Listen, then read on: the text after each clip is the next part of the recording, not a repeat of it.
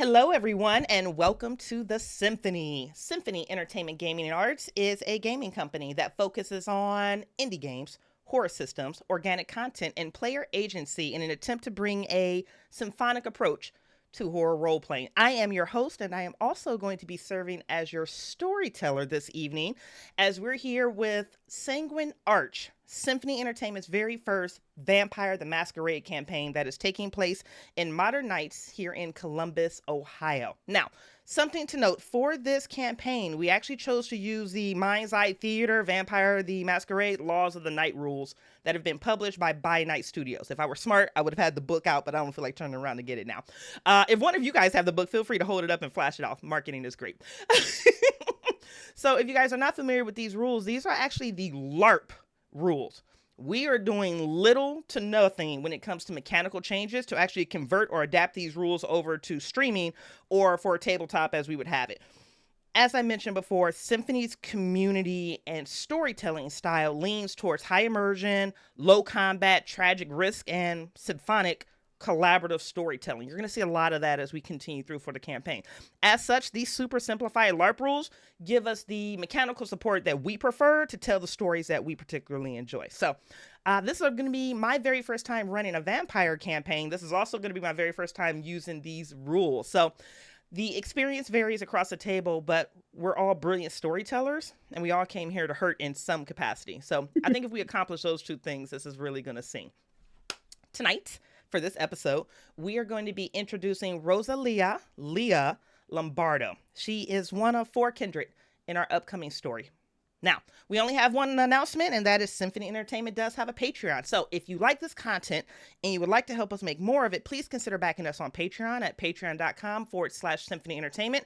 Here are some things that we're flirting with, teasing with, or you can anticipate Patreon-wise with this particular campaign. So, depending on your tier, backers have been or will be invited to make guest appearances on the show as an NPC. There are exclusive backer benefits that will range from diary entries or even the ability to buy boons and banes for our kindreds. Right now, Carl has them labeled as thank you daddies and hurt me daddies. You gotta love Symphony, but that's a whole thing where you can actually influence the story one way or the other to really heighten some of the tension. Also, there are opportunities where if you want to help rewrite plot or you want to create a location or an NPC, those are all things that we'll be able to accommodate in the Patreon. Also, there are going to be some backer only episodes, and based on what I'm anticipating, probably with Doc, they're probably going to be more of the NC-17 rated episodes. So those will be hosted on Symphony exclusively. So again, if you like the content, you want to help us out, back us on Patreon. And outside of that, guys, I think that's all of my marketing copy. We're about to get into the realness of what's coming up, which we're getting ready to tell a story of personal horror. With that being said, safety is the primary thing that needs to be on everyone's mind as we work together to tell these type of stories, because the safer the environment is, the deeper we can go and the closer to that line we can reach, because we know that the table is taking care of each other. And that is something that Symphony prides itself in. So with that being said, red lines have been discussed with the cast and crew. The X card is in play. So X's can be sent via Zoom for my cast members here, or they can be done visibly where I can see it. We will also be using the red, yellow, green traffic light method, which can be called by any cast member at any time.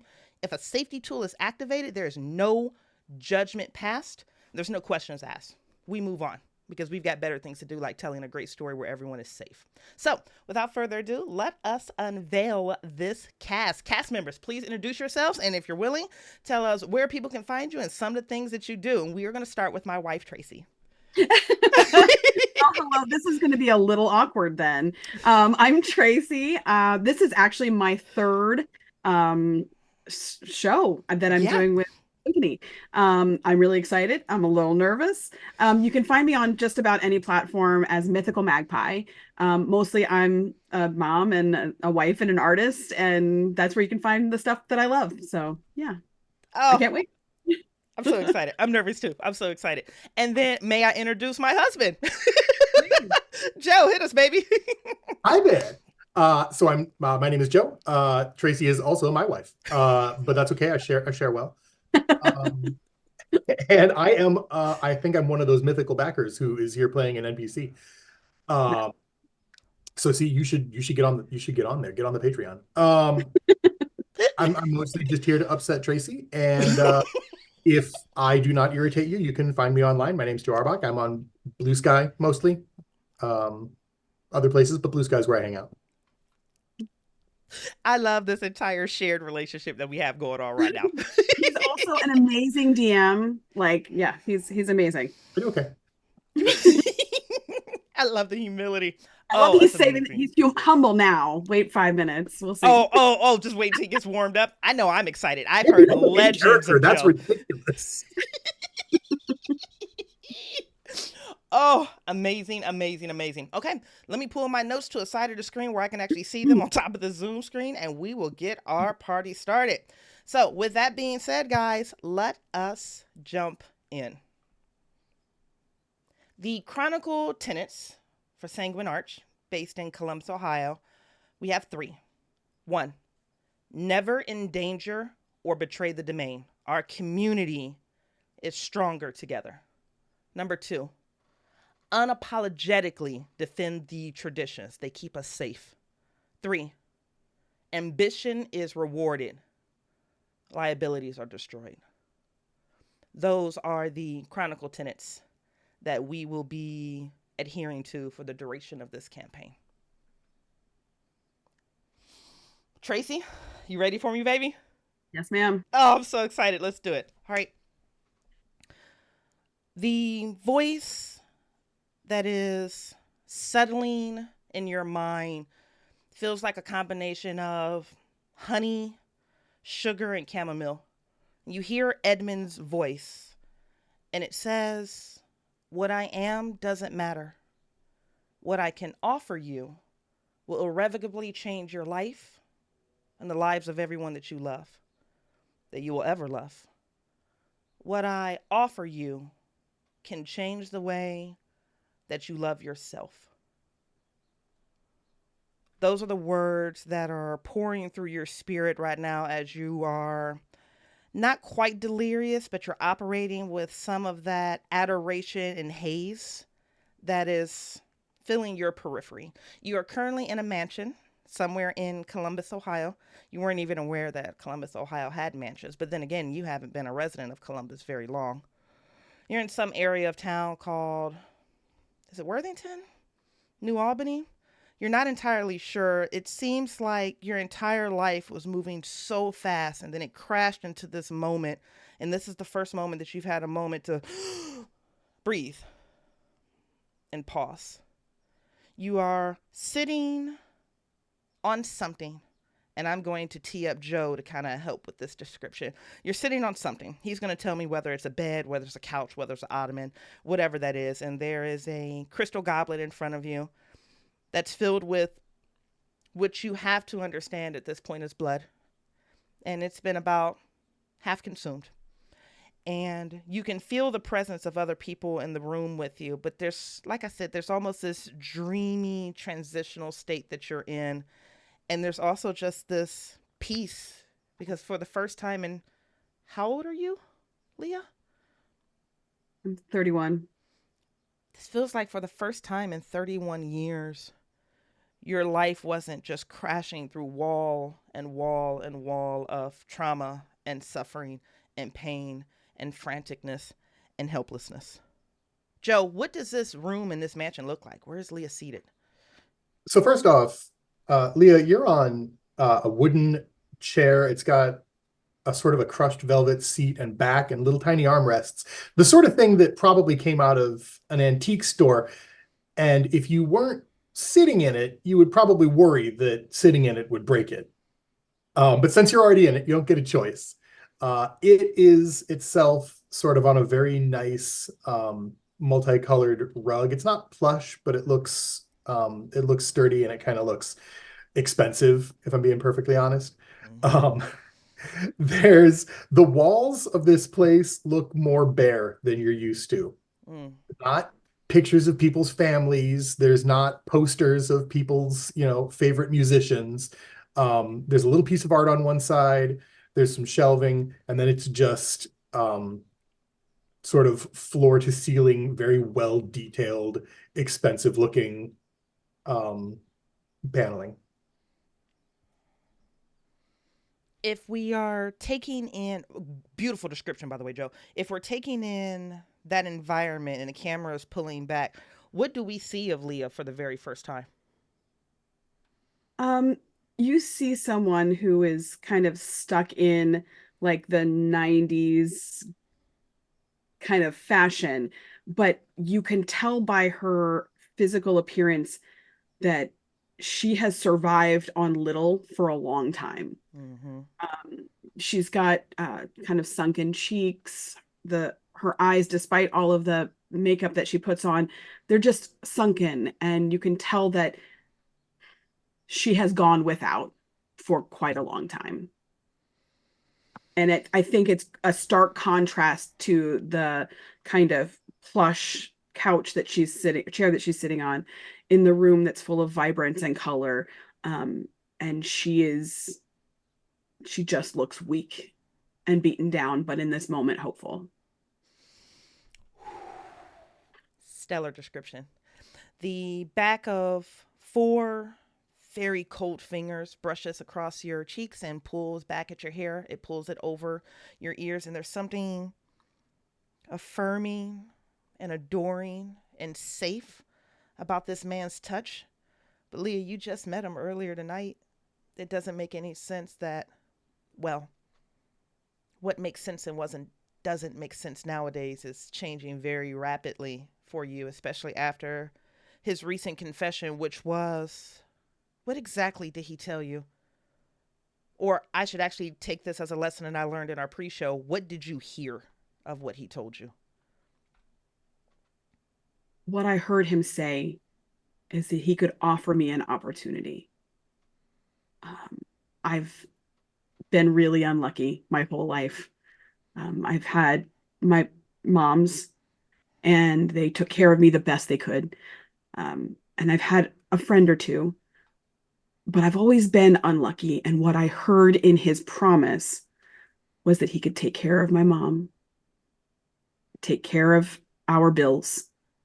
He could take care of my family and help.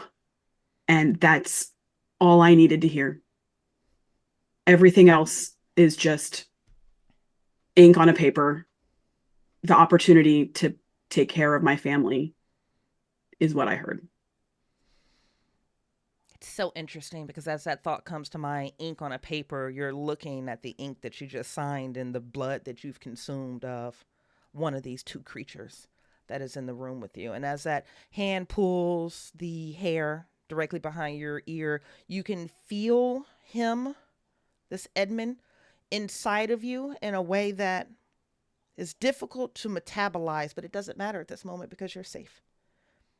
And you know that nothing can harm you. You know that you are protected and insulated in this moment, despite the fact that there is an egregious violation happening where there's something inside of you simultaneously. You don't know whether that's his blood or someone's blood that is currently coursing through your veins. You don't know whether, or you may learn later, that this is a method that some of these creatures have to seep into your thoughts and see things that you've never wanted to share with anyone. And you are standing in this moment. The original moment probably had some intense emotions that I would love for you to explore, but it's a slight deviation when Edmund is standing with you. But you're standing in the door frame of the assisted living facility that Isabella is currently in. She's in bed. She's sleeping. You received some hard news about a diagnosis. You also received some hard news about addiction. Those emotions were very loud when they first happened, but when you're revisiting them with Edmund, you are re-encountering this experience with a certain level of security, a certain level of peace, a certain level of support. Oh God, Leah. Support. Actual support. Actual support.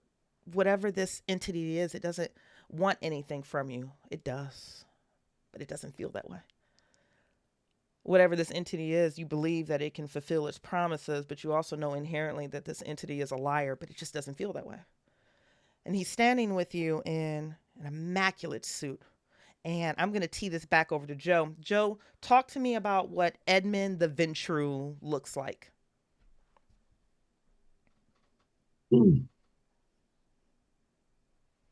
So to begin with, I think he looks younger than you would expect. Mm. You know, I mean, you're mid-30s. You don't have your life together. People that have their lives together should look older than you. He doesn't. He looks faintly younger than you. Um, and the word that comes to mind, I think, is tidy. Oh. Um, like it isn't maybe the most fashion forward thing, but it would fit in just about anywhere, right? This guy could walk in to a Walmart or a boardroom and he looks fine. Um, and it's the sort of outfit that with the right embellishment um could raise eyebrows. Mm. But it doesn't look like he's raising eyebrows right now. He's maybe taken off some of the extremities. But the whole thing feels very clean. It feels very crisp. It also, in that way of um, sort of well-tailored clothing, looks like it shouldn't fit him. It looks like it should be too tight. If you tried to buy clothes that fit you Mm-hmm. that tightly, it would not work. Oh my God, Joe's descriptive abilities are everything. Oh God, the world didn't lie to me. He is brilliant. Edmund is standing next to you in this door. He's looking in at Isabella, your mother. I'm just curious, Leah, when you were standing here alone, faced with the news that you received, how did you feel then compared to how do you feel now? I felt hopeless. Hopeless. She is facing a lot of medical support that we can't pay for. Mm-hmm. She has a long battle and she is very vulnerable. And I'll do whatever I can, but it doesn't feel hopeful. It feels hopeless. Um, there are stories every day of people who die waiting for someone to help them. And when I first received the news,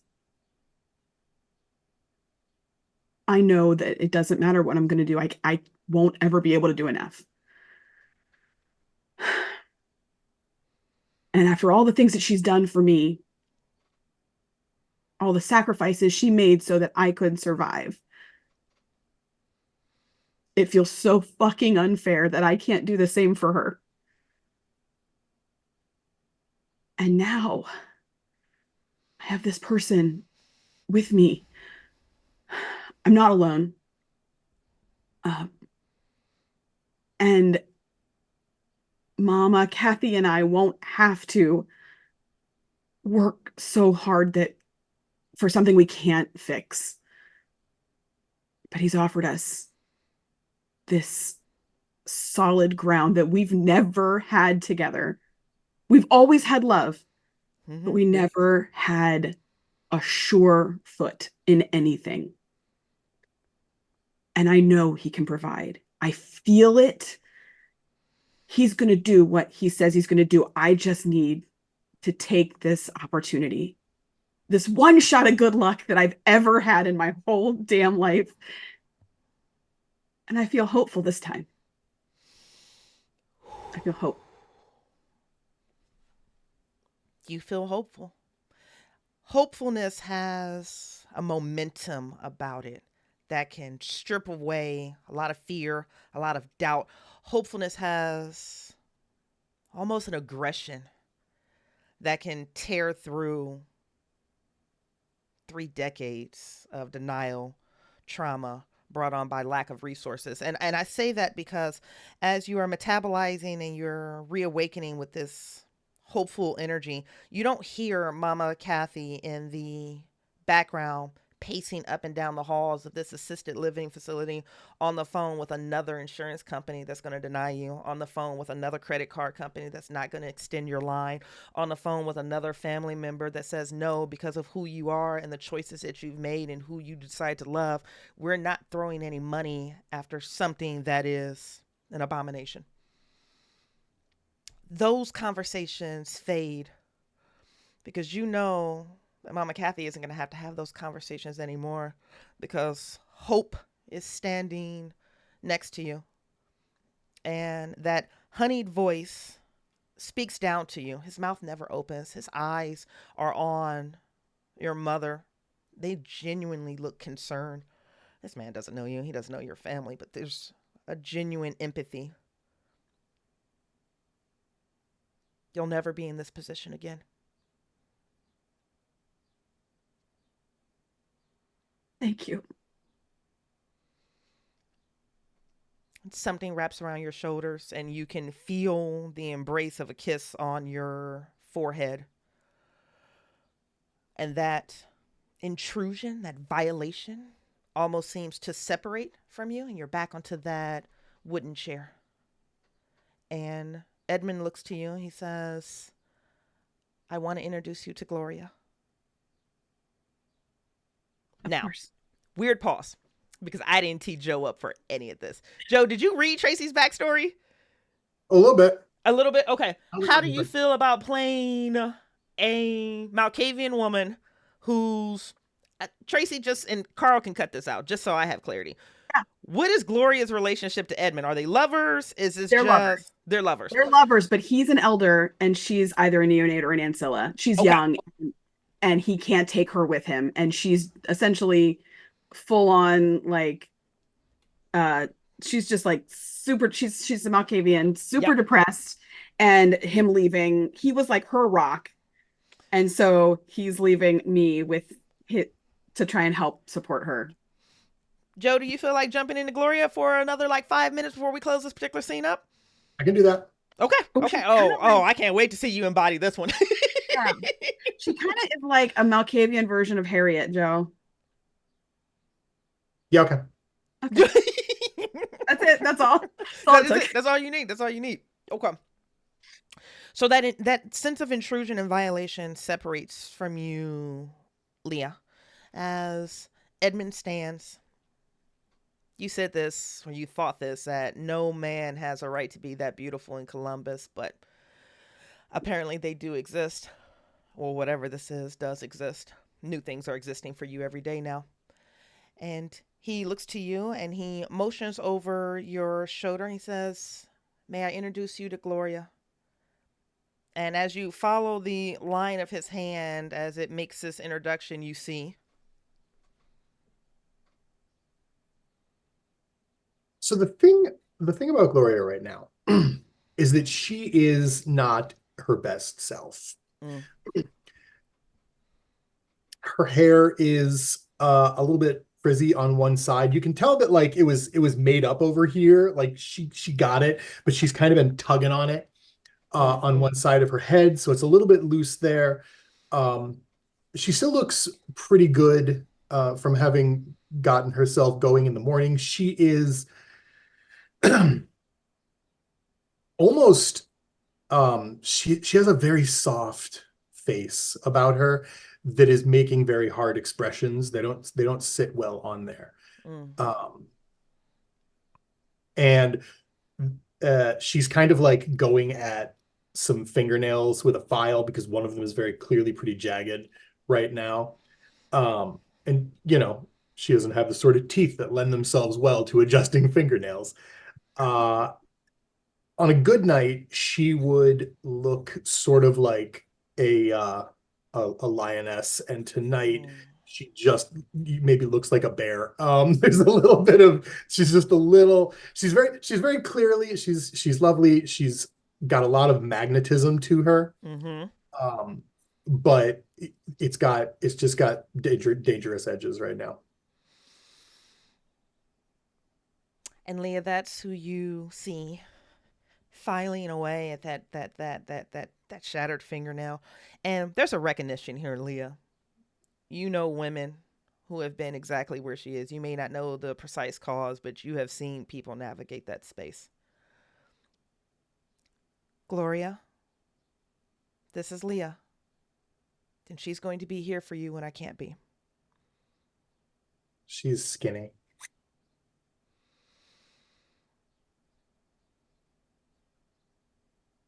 Nice to meet you, ma'am.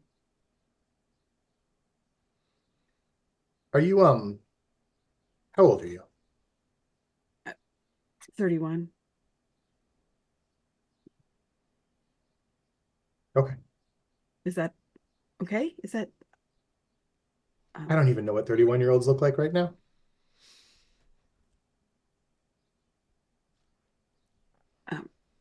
is there anything that I can do for you?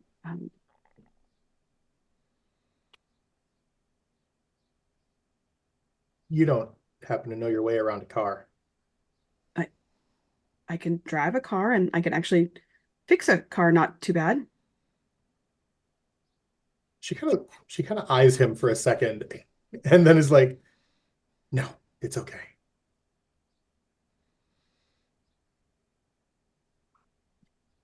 Feeling like she has already failed at her very first assignment. She you can tell there she has an urge to like want to add more, like to say wait, but then she pulls it back. She has been asked specifically to take care of her, and she'll wait until she is told what she needs to do.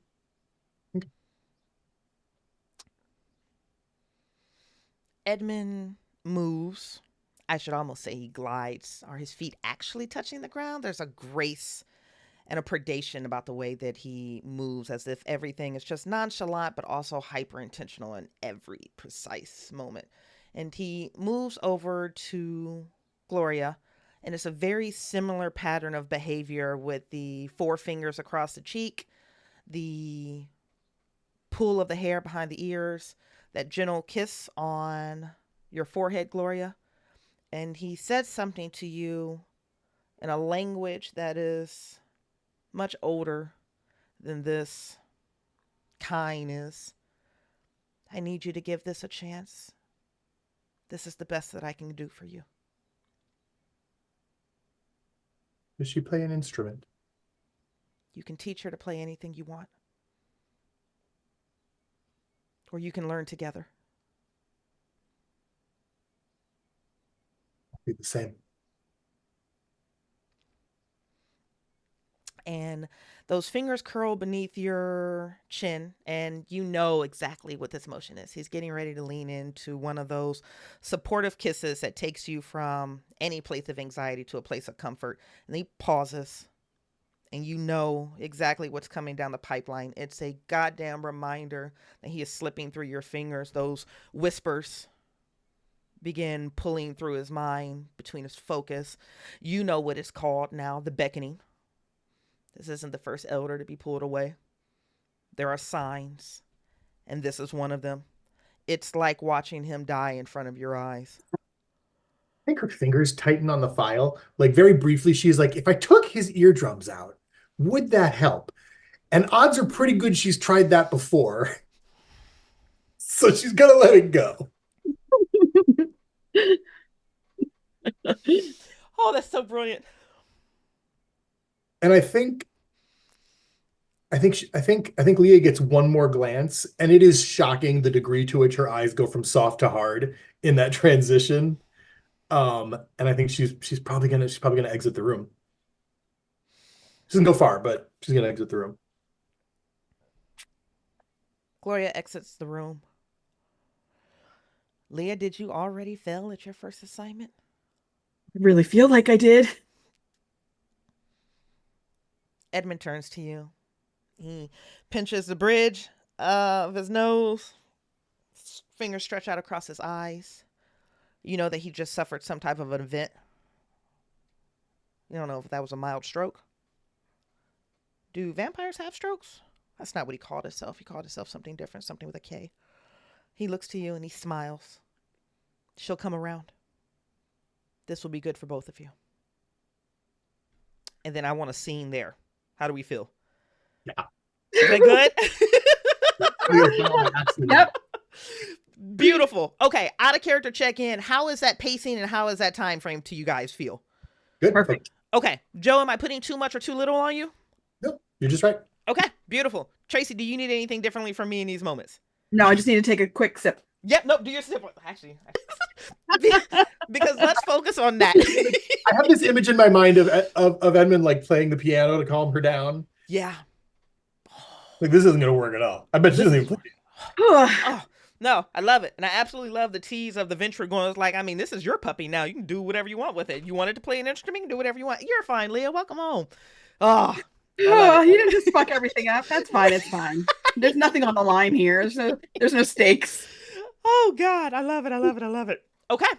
Do you have any performance on your sheet? What? Do you have any performance on there? Or don't. Okay. She might buy the next game session. I'm just saying, I'm not going to teach you an instrument if you don't have any. I will, by God. Whatever you tell me to do, ma'am. Yeah. So, Joe, here's the weird thing. There's the character sheet that Traci has, but it's the full Thin Blood character sheet. And the first 3 episodes, she's still a ghoul. We just didn't make a ghoul sheet because ain't nobody got time for that bullshit. Yeah. So, all jokes aside, you have 2 different options if you want to follow the performance thing. One, I'm doing XP after every recording. So, Traci, you're going to get XP after this recording. You can integrate the performance dots in there, or you can change your sheet now. Bridgett doesn't care. We're creating your backstory into this sheet right now. It's fine. I'm not. It's an abstraction. To be fair, the sheet's an abstraction. Yeah. You could give up the piano by the time we're done with this. That's very true. It's fine. I can make you hate it. Oh my God. Love it first and then hate it. My God. You don't play it like Edmund does. No, Oh. I'll never play like Edmund does. Oh God, he's so good. He's better at this. Oh, he's so good. All right, we're gonna hop into the very next one. All right. I had in my head a interesting way that I wanted to tee this up, but now I'm not entirely sure whether I want to do it. Yes, I do, as a matter of fact. Okay, welcome back to the continuation of the story of Leah. Leah, you're going to have to tell me where you are 3 months after Edmund was called away. This is going to be just a very brief scene because I'm going to tell you why this is going to be very brief. You and Gloria are somewhere when you receive an emergency alert.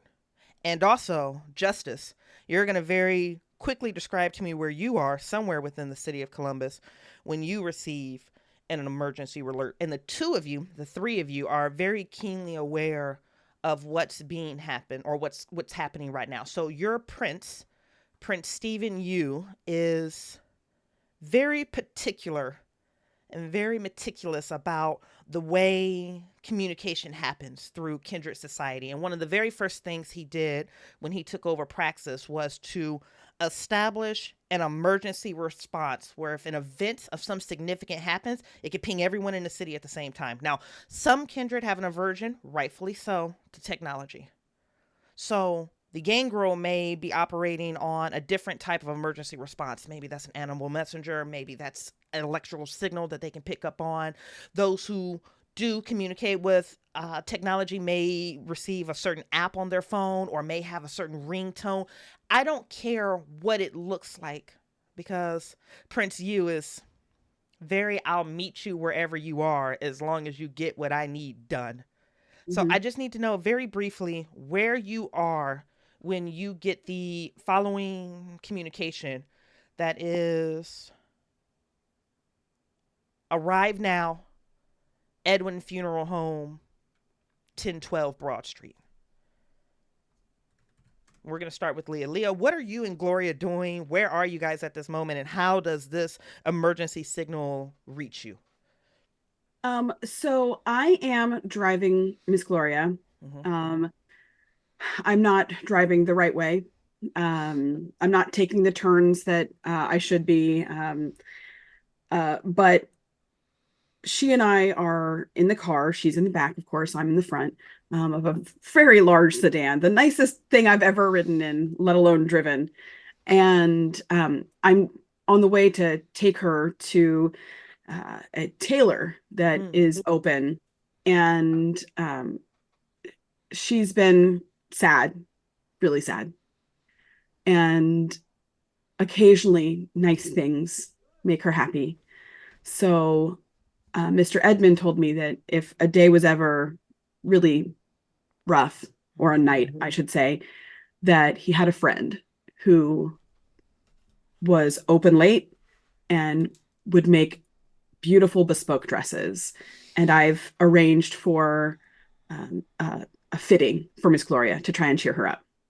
Oh, that's stunning. That's stunning. I have a quick question for you here, Leah. What does Gloria's blood taste like? It tastes like cinnamon and cigarettes.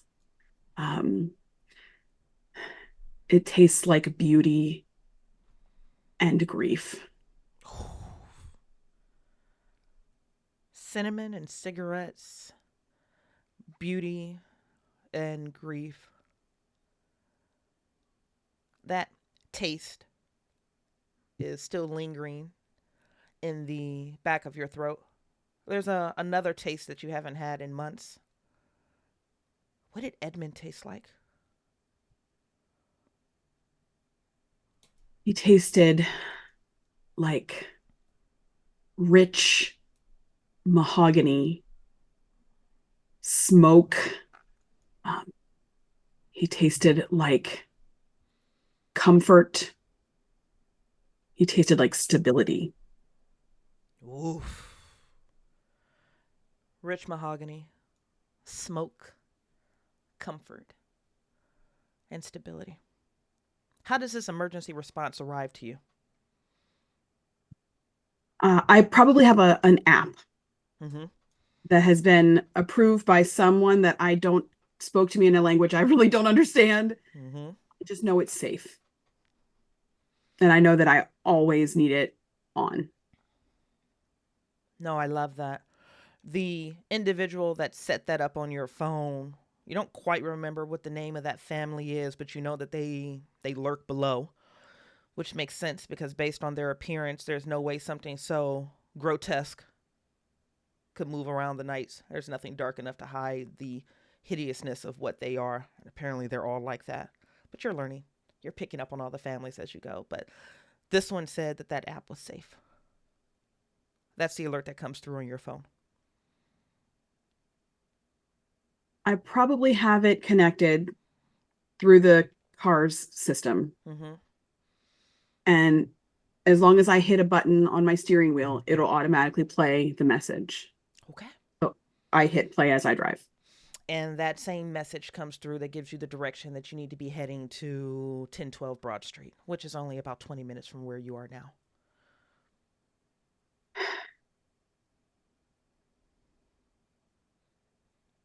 Miss Gloria, we have to take a detour. I'm sorry.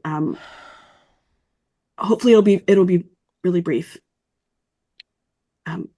We'll swing by real quick and then we'll come back. I doubt it'll be brief. If they're calling us all in, it's likely more bad news. I'd like to hope that it's not. Maybe it's all over. Maybe they're coming back.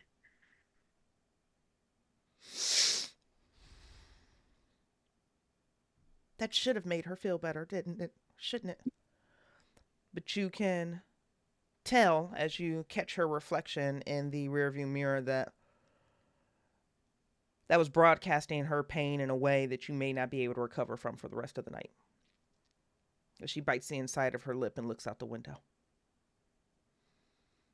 Justice, where are you right now when this happens? And how does the emergency response call come to you? I'm not too far south of the funeral home, honestly. I'm at Groff's Bar, where this time of year I spend a lot of my recreational time reminding college students that this is not a place for them to hang out. Yep. Generally speaking, they come in threes and they leave in threes. So it's a little late for them. So probably things have quieted down. I'm mostly just enjoying myself. And it comes through on a pager, which is on vibrate. A pager. And I look down at it and I don't have much to say. I get up, I walk by the bar, and I say, Dale, I gotta bounce. You okay for the rest of the night or what? Yeah. It's quiet. It'll be quiet for the rest of the night. You okay? Yeah. No, got a client. Yeah. a client. Then he It'll be awesome. smiles at you. He's hinting at something that he has no idea what it is, but But he he's thinks but it's whatever funny it that is, it. yeah. But he thinks it's funny that he doesn't know what it is, but he recognizes it's something. He's like, I know what's going on. Yeah, has no idea what's going on, but that's part of his charm. Yeah. I will take it outside, and I probably have a bike Okay. here because it's easier to get around the city on, and something with an engine that isn't ostentatiously loud, Okay. and I'm not picky about it, and I will head towards the funeral home. Oh, stunning. Stunning, stunning. I'm going to have the two of you arrive at this Edwin Funeral Home on 1012 Broad Street about the same time. So this is downtown Columbus, or just off of downtown Columbus. And the way that this funeral home is set up, as soon as you pull up onto it, it looks like a two-story residential home with a wide porch and the swing. Now, of course, there's the ramp and a small parking lot on the side of it, but this particular funeral home director has stylized this mortuary to appear home-like. That's part of his charm. Now, both of you remember reading in the newspaper about 6 months ago that this was the first funeral home in Columbus that also obtained a liquor license. So, they do things the way they kind of do things over at Edwin's funeral home. But you both are able to pull up. I'm going to have you guys arriving at about the same time. Now, this is something that I'm surprising Justice with, so I'm just kind of curious here. Justice, you are an acknowledged member of the Camarilla. In your time that you've been here, have you acquired any additional status? I don't think. What have I got on here? I made a note of it, I thought. Yeah, Tracy's face. Like, of course you did. You're brilliant. So no, I'm just acknowledged right now. Okay. And I have been working on making myself, helpful and reliable to people. Okay. Um, so I think right now I'm kind of just hoping for some sort of a general reward there. But I tend to live below most people's, like I know people, Yeah. but I don't think I'm in other people's private circles very, very tightly. Okay. Okay. So as of right now, status-wise, you are an acknowledged member of the Camarilla. Now, I have a question for you, Tracy. What do you think Gloria's status is? And feel free to create it right now on the spot. I mean, she is for sure cherished, Cherished is good. for sure. Okay. And I would probably say also insightful. Insightful is good. I think for the record, I think by the time I am Scourge, we're going to throw a reliable on there. I love that. That's beautiful. That could be a part of your part of your appointment. Yeah. In fact, I think what I'm going to do is Ooh. when we pull up, if I see them getting out of the car, Yep. I don't want to make a fuss inside because who knows what's going to happen inside. Yeah. So I will sort of approach Gloria as she's getting out. And you guys were just coming from a fitting, you said? We were heading to a fitting. We're heading to a fitting, yeah. So I'll say, yeah, Miss Gloria, you look very nice tonight. I wanted to let you know I took care of that thing on the south end just before we head inside. I don't know what's going on, but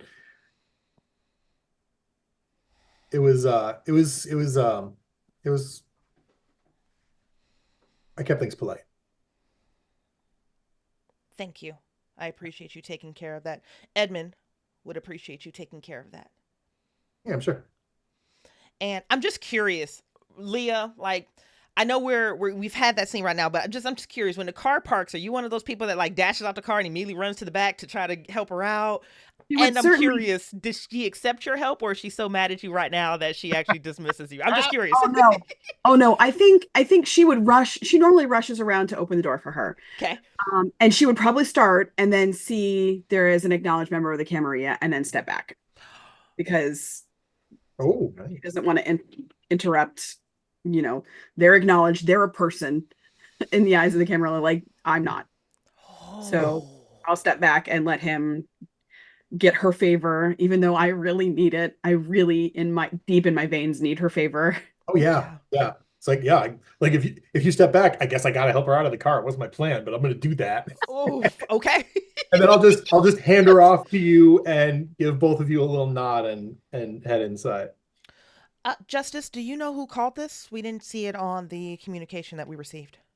No, no, I just got a code.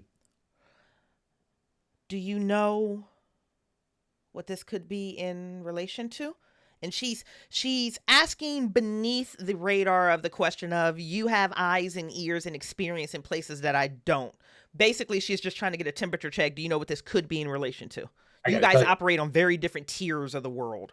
That's true, but my people are not in Vienna, so I'm like, no. I don't know anything you don't. She nods. Leah, do you remember the protocols to behave yourself at an Elysium? Yes, ma'am. Recite them back to me. Now, I'm not putting you on the spot on here, especially because we are hovering around 19 different genres of vampire right now. Like, what a fucking Elysium is every day different here. But this is at least what you understand from Elysia per the By Night Studios rules. These are not permanent institutions, which I think is really interesting. They omitted that. So Elysium is wherever the prince or the keeper designates as an Elysium. So in Columbus, they change around from location to location. Now, here's the problem. Your keeper is Hecata. So she's very determined that anytime she's going to host an Elysium, it's going to be something adjacent to death. So the second, you're able to put certain things together. It's like, okay, well, whoever called the meeting, of course, the keeper put it into Elysium here at this damn Edwin Funeral Home. And of course, it's the one funeral home with a liquor license. But the only rule that you have been taught so far about Elysium, and I'm going to let you define your own etiquette for how Gloria has been training and grooming you, but the only hard and fast rule in By Night Studios is, the only hard rule of Elysium is that physical violence is not permitted. The prince or keeper of Elysium may have other rules, but they vary from domain to domain. Traci, I'm giving you the opportunity to define Elysium as you know it in this campaign. Oh, no pressure. I know, right? No pressure. I mean, essentially, Elysium is a place where people are expected to continue conversations and have meetings where they're not under the threat of violence. Okay. What Gloria has taught Leah mostly is, this is a great opportunity for people of all stripes to get together. So if there's information to be heard and understood, this is the place. Okay. And as far as she is concerned, I am to stay silent unless I'm spoken to. I am to be behind her, never sit in the presence of a member of the Camarilla. And that if I am needed, I do what is asked of me. And essentially, don't make her look bad, because making her look bad makes Edwin look bad. Stunning. Okay. She looks to you and she nods. She says, okay. Let's see what horrible, horrific news that they have for us tonight. And she forces a smile with just a glint of fangs, and she is going to enter into tonight's Elysium with Justice, with Leah, you hanging behind. All right. Question of the day for Traci and Joe. You guys have been in enough funeral homes. You kind of know this setup. At this point, this is one of those funeral homes where it's set up like a house. So you have the main lobby, but the main lobby also has like the small peek outs of coffins, so you can just open the door and get an idea for your depth or the pain or the finish. There's also going to be like a room that has nothing but the different type of urns, and of course it's set up like a scholastic book fair where you can choose which color urn and things that you want. It's so there's all of the front end marketing that you get, the display cases on what your obituary could look like, things of that nature. There's also the lobby. There's also like a little small cafeteria area. They damn sure have a bar. It's closed for tonight, but they damn sure have a full actual bar here. They have multiple rooms that can be set up where literally multiple funerals can be hosted on different wings of this house simultaneously. You know what goes on below the basement, because despite how sterile and clean and the marble and the granite and how pristine it is, there's something about that smell of death and sterilization and formaldehyde that just tends to always seep up. There's no essential oil that can actually get rid of that smell. And chances are that's exactly how your keeper prefers it. But again, you get what you get when you're dealing with a Hecata sitting in the keeper's seat. Multiple individuals are filing into the Elysium, and I'm just curious, what room are you guys set up in currently? Where did you guys wander? You can do a room that I described or a different one. I don't care. I'll follow you. Traci, you care? Well, I suspect there's also a room that has votive candles, like in a Catholic Yes. church. Yep. And I think if my vision of Miss Gloria is she's got a flair for the dramatic. Uh-huh. And so, yes, while I know what they are, she would love to sit in a room that is dark aside from all of these like funerary candles. Yeah. I think we probably walk in past one of those like display screens that like just never got turned off. So it's still like cycling through the pictures of somebody's really boring life Yep. as we make our way in. Yep. All right. Yep. That is flawless. Okay, so you're in that room with the gorgeous candle arrangement. Leah, I'm just curious. Are the candles lit? I mean, if Miss Gloria has anything to say about it, because it's dramatic. Okay. And All of right. course, being in a room as a vampire, filled with light, a fire, Fire. is a power move. Oh, that's stunning. If Oh, you that is so talk to stunning. her, you've got to resist your fear. You got to come talk to her surrounded by your fear. Oh God, that's so delicious. I love working with amazing storytellers because they can make beautiful things happen. Okay, Traci, just because you have teed up Gloria so deliciously, we have her as an acknowledged member of the Camarilla that is also cherished and insightful. Let's give her one more status because the way that she's embodying this and the way you're describing her, I feel like she at least has one more. I'm so tempted to do Luminary with the lights. Oh, that would be good. No, that's perfect. That's So with the fire. good. Luminary. No, Okay. Yes. That is funny. Okay. Justice, do you follow Gloria into this room? Do you I mean, face I'm the gonna go fire? into the room. I don't want to spend too much time near that many candles. Yeah. And I'll tell you why. I don't know what news we are about to get. And if it riles my beast, I'm going to be very close to some like I don't want to already be actively pushing my beast down when I get bad news. No, that's So good. I'll hang towards the back where it's a little darker. Me and whatever other dregs of society are back there. Oh, that is stunning. Oh, that's stunning. Okay, quick question for you here, Justice, because we're with you. What does it feel like when your beast is faced with just those beautiful, stunning, dancing, twinkling lights of the fire? Man, mine wants to go downstairs, right? Like the fire is bad and downstairs smells like death, and that's not bad, right? Death is fine. So that I think is where like despite the chemical smell, which I think is gross, probably, it's like it's a better smell than up here. Okay. Okay. Your beast wants to go downstairs because the darkness is preferable to the light, and whatever that heinous chemical smell is still preferable to Yeah. fire.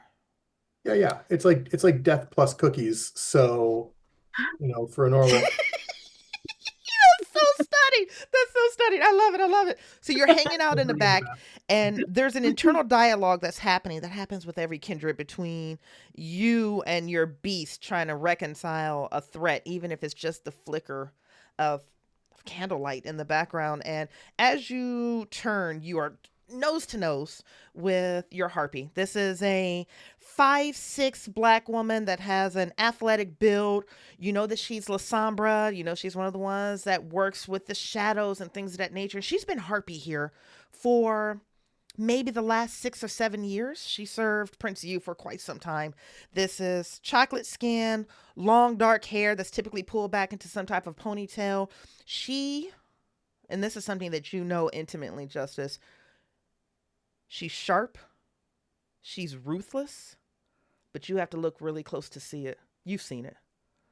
You've been in certain scenes with her before. You've been in certain events with her before that if you told someone else, they would never believe you, because she is upbeat. She is always smiling. She is everyone's best friend. But you know the damage that you can physically inflict on a kindred. What she can do to others socially, emotionally, doesn't hold a candle to what you can actually do. And she's sitting like a dragon on a pile of gold of rumors and blackmail. And you know, one day, when she gets off of that pot, she's going to topple nations. But you're nose to nose with her now. She is wearing black yoga pants, black running shoes, and she's wearing a crop top OSU Buckeyes bright crimson red hoodie. Just based on the way that she looks, it looks like she was probably out for a run, and versus getting in a car and coming over, she must have been somewhere close enough in the area where she could just run in. You know, she's pulling off her headsets as you are nose to nose with her, and she looks to you. She goes, "Hi, Justice. What's going on? What have you heard?" Hi. Nothing. No, sorry. Seriously? That's what everybody keeps saying, but no. Whatever Okay. this did not come by way of my people. Shit. And she undoes her ponytail and like ruffles her hair, and she's, rapping. She still has like the old cords that tie into her phone. Like, why doesn't she have earbuds like everyone else does in 2025? But she ties the cord around her phone. She goes, "Okay, so you don't know who called it. We don't know why. Is Prince you here yet?" I haven't seen him. I saw Gloria. Oh. How's Gloria doing? She's having a rough night.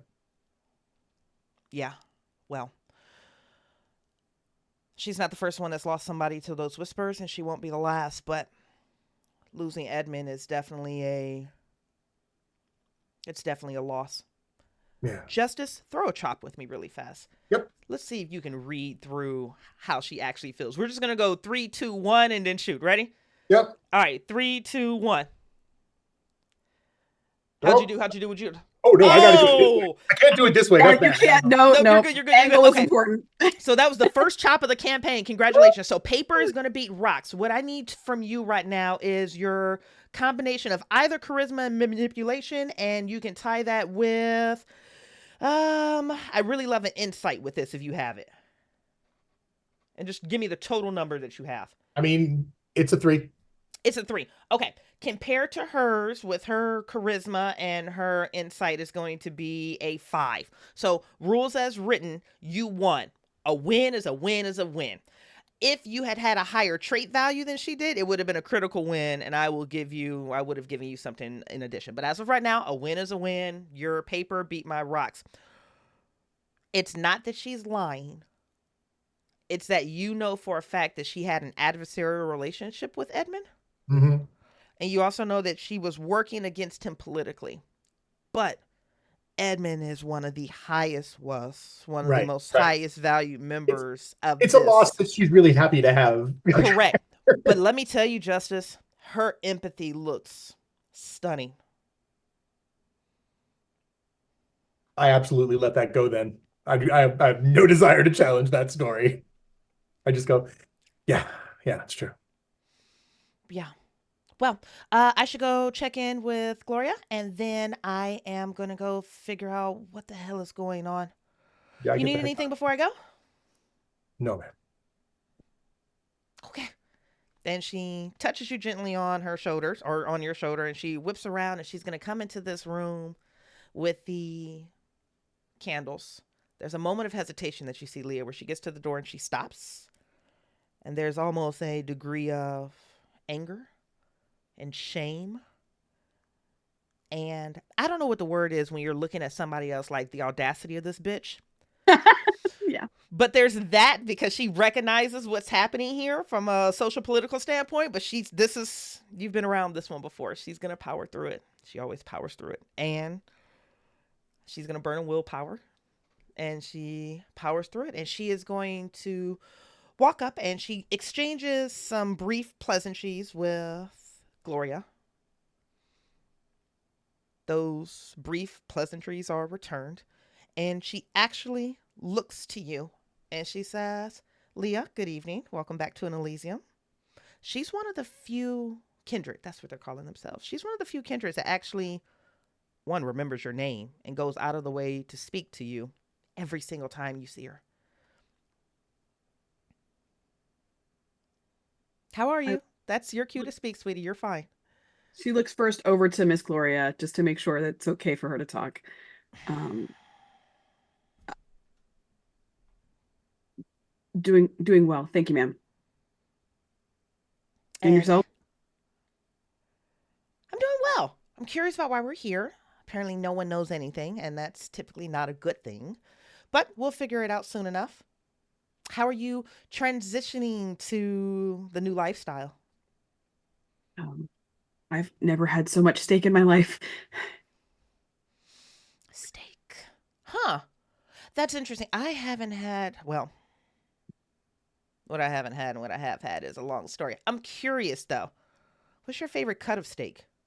And this is something, Leah, that you've picked up on time. She has this conversational way of asking very specific questions to make a person feel seen in a Mm, moment. But you also know that based on whatever they call her a herald, but some people call her a harpy. It depends on how old they really are. But you know that this is a process of cataloging. mm, Maybe mm. she is genuinely interested. Maybe she does want to know whether you prefer Demel over T-Bones. But she's engaging with you, right? Um, I think while Leah will say a thing, I think this shrewd woman would be able to ascertain something different. Leah will say Ooh. that her favorite cut is a ribeye. However, it is clear that she has never thought about what her favorite cut is, and that this woman asking her the question, she's just coming up with something. Just giving the answer. She's just giving an answer. Like, okay, Yeah. she wants an answer, I'll give her an answer. But it's kind of clear in just a moment in her eyes. And her heart probably races a little bit. Um, no one's ever asked me what my favorite cut of steak is. So she'll just say, a ribeye, ma'am. A ribeye. Huh. Good choice. I don't know, but have you been to Carfania's over out in Polaris? Oh, my Nona would be really disappointed if I had never been there. Yes. They have they have a market now. So yeah, Mm-hmm. it's got quite a few things from the old country. My family would really love being here. She smiles at you, and there's something almost calming about the way that she smiles at you. But why is it whatever she smiles at you and you feel that calming sensation, you also feel like you're in the maw of a trap that's just tightening in on you Mm. moment by moment. There's a predation that's ever present with her. And about that time, walking through in the background, you hear the heels of these boots on the literally on the carpet. How they sound off, I don't know. We're not going to argue with it, but you you recognize this as Keeper Bouchard. Those boots echo through the hall as Keeper Bouchard calls everyone to one of the main parlors. 40, 50, 60, close to 120 kindred of Columbus all file into this massive parlor. It's set up with that oversized center aisle with the chairs that are spread out on both sides. Only the first three rows are separated by stanchions, and they have the big plush oversized chairs. And you know that those are going to be for your officers or for those individuals of the Camarilla that have the absolute highest amount of standing.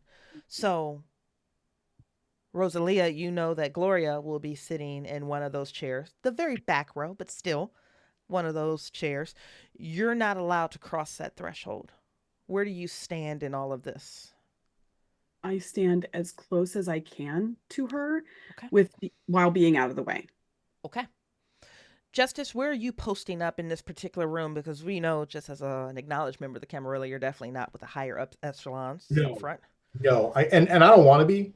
Mm-hmm.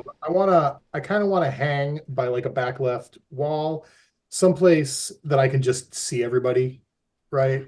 I'm not worried about being able to hear. I have good ears. I just want to make sure I can see everybody, in case there's trouble. Okay. Okay. A few things that you guys notice.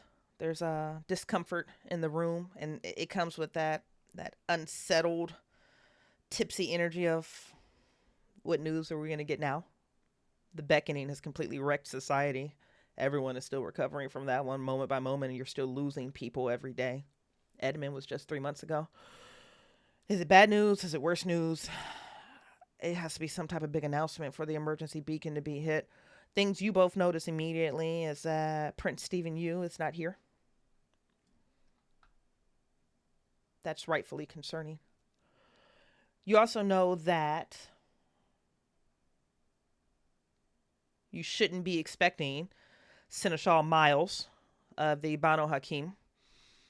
She's been missing for the past 2 or 3 weeks.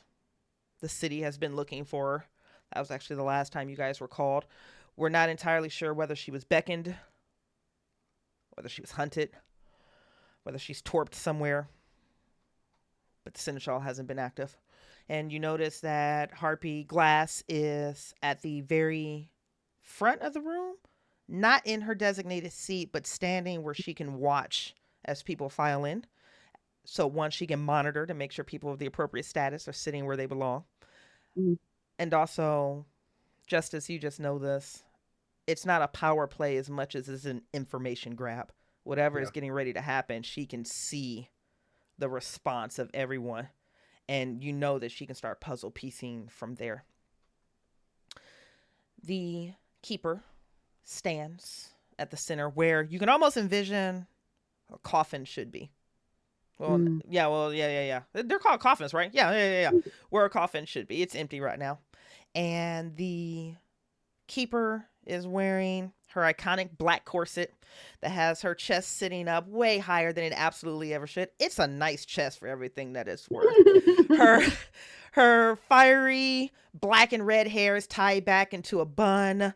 She's wearing another one of those partially translucent skirts that almost feels like it's pants underneath, but you know what she is. You know what she's capable of.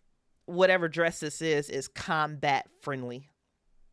She has her black combat boots on, and she looks across the room and she says, "We have a visitor from abroad with an announcement that everyone needs to hear." I don't know how to say this in any other way, so I'm going to be as transparent as possible. I would prepare your beasts for the news that is going to be delivered. And she stops and she looks up as the back doors open and an individual begins walking down the center aisle. But before we get that, I need both of you to throw me chops. And this is going to be a very similar one. You can do charisma and manipulation. And I'm looking again for, I can give you insight if you want it. I can also give you awareness if you want it. All right. So charisma or manipulation. Charisma or manipulation, correct. Insight. And Okay. insight or awareness if you want it. Okay. All right, you guys ready? We're shooting on 3, 2, 1. Did we all three throw scissors? This is amazing. Okay, this is a trait win. This is coming off of 3 for me. Does anyone beat 3? I tie. 6. You tie? I don't know what happens if you tie, so I'm going to say you win on ties because that's what's convenient for me. That's fair. I love it. Okay, and then Traci, you beat me too? Yeah. Oh, I love you. What were the 2 that you used? I use manipulation, which I have 3 dots in, and then insight, which I have 3 dots in.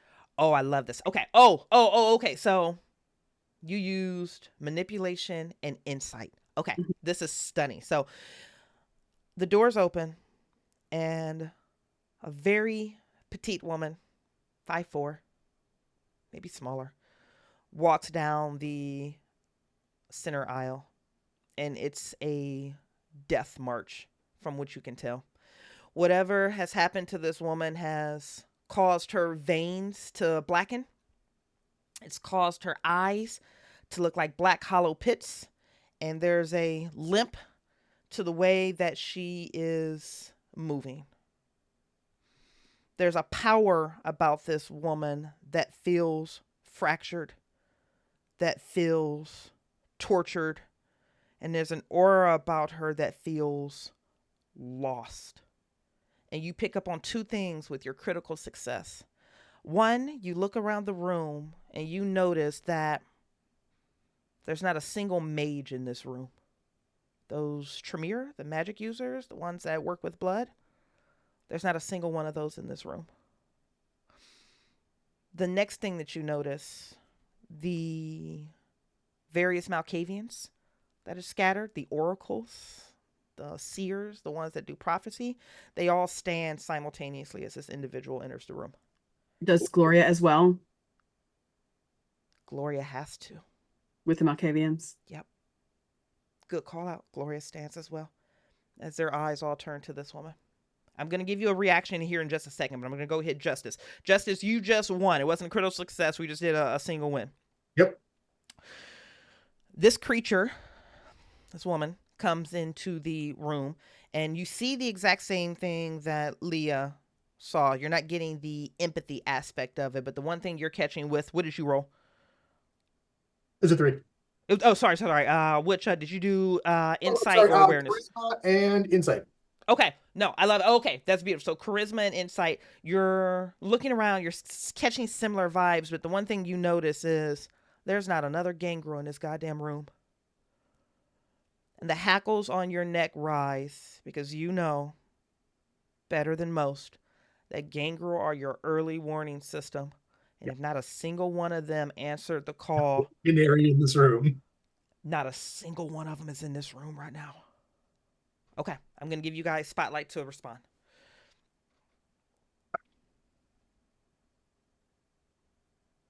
All right. I think maybe I take a step back. Like, I'm not leaving the room, but I want to put just a little bit more space between me and other people. Yeah.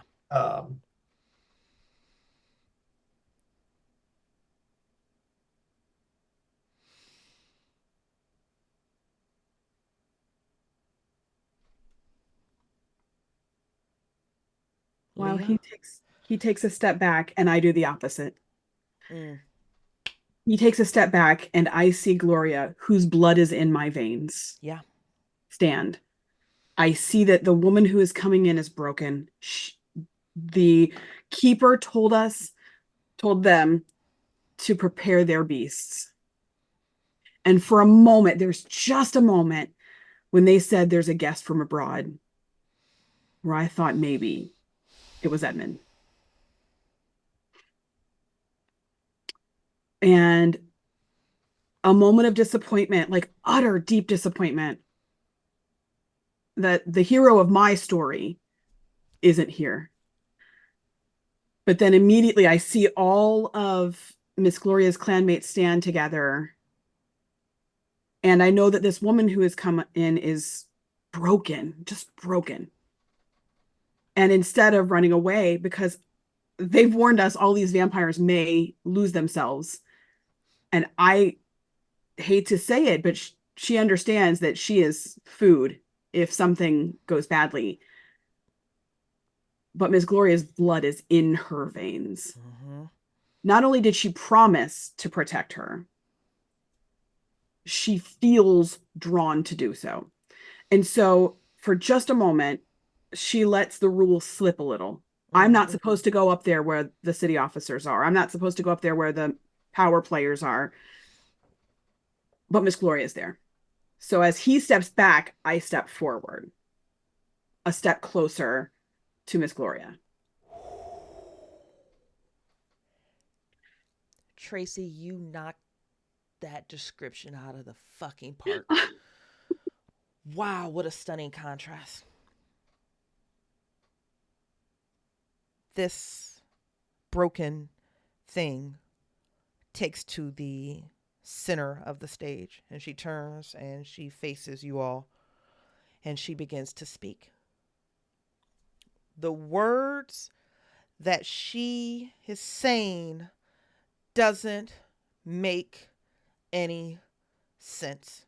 And this is something very briefly that I want to do either actual descriptions on as a table, or I just want to do impressions.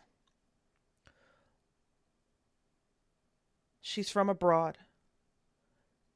She is one of 3 survivors that survived an unspeakable event. She's not Malkavian. She's Tremere. She's the only Tremere in the room. but the Malkavians are responding to her on a level that doesn't make any sense, a tether that doesn't make any sense. And she begins to recount to you all the story of the chantry in Vienna falling. The Tremere epicenter, the Hall of Mages, the great location that the everything for the Tremere, the mages, has fallen to hunters. And when she begins this story, she begins with the pure audacity that these hunters exhibited. And the story begins with, they didn't come in the day. They came at night while we were awake. Justice, as you are hearing the story, as she is a sole survivor who was deliberately spared by the hunters to be their warning, their antagonization, their invitation. Give me anything. This can be a flashback to your past. It could be reactions to people in the room. It could be you. It doesn't matter. Just help me tell this story. The Tremere Pyramid has broken. So the first thing I think about is probably the first time I ever encountered vampire hunters, right? Pretty normal. It happened during the day. It was like two guys, and I was very young. This was like probably mid 80s. I still had a crew I ran with, and I remember what I remember about it very clearly is that it was like two guys that came in the middle of the day. They opened up a bunch of windows, and it still wasn't actually that bad.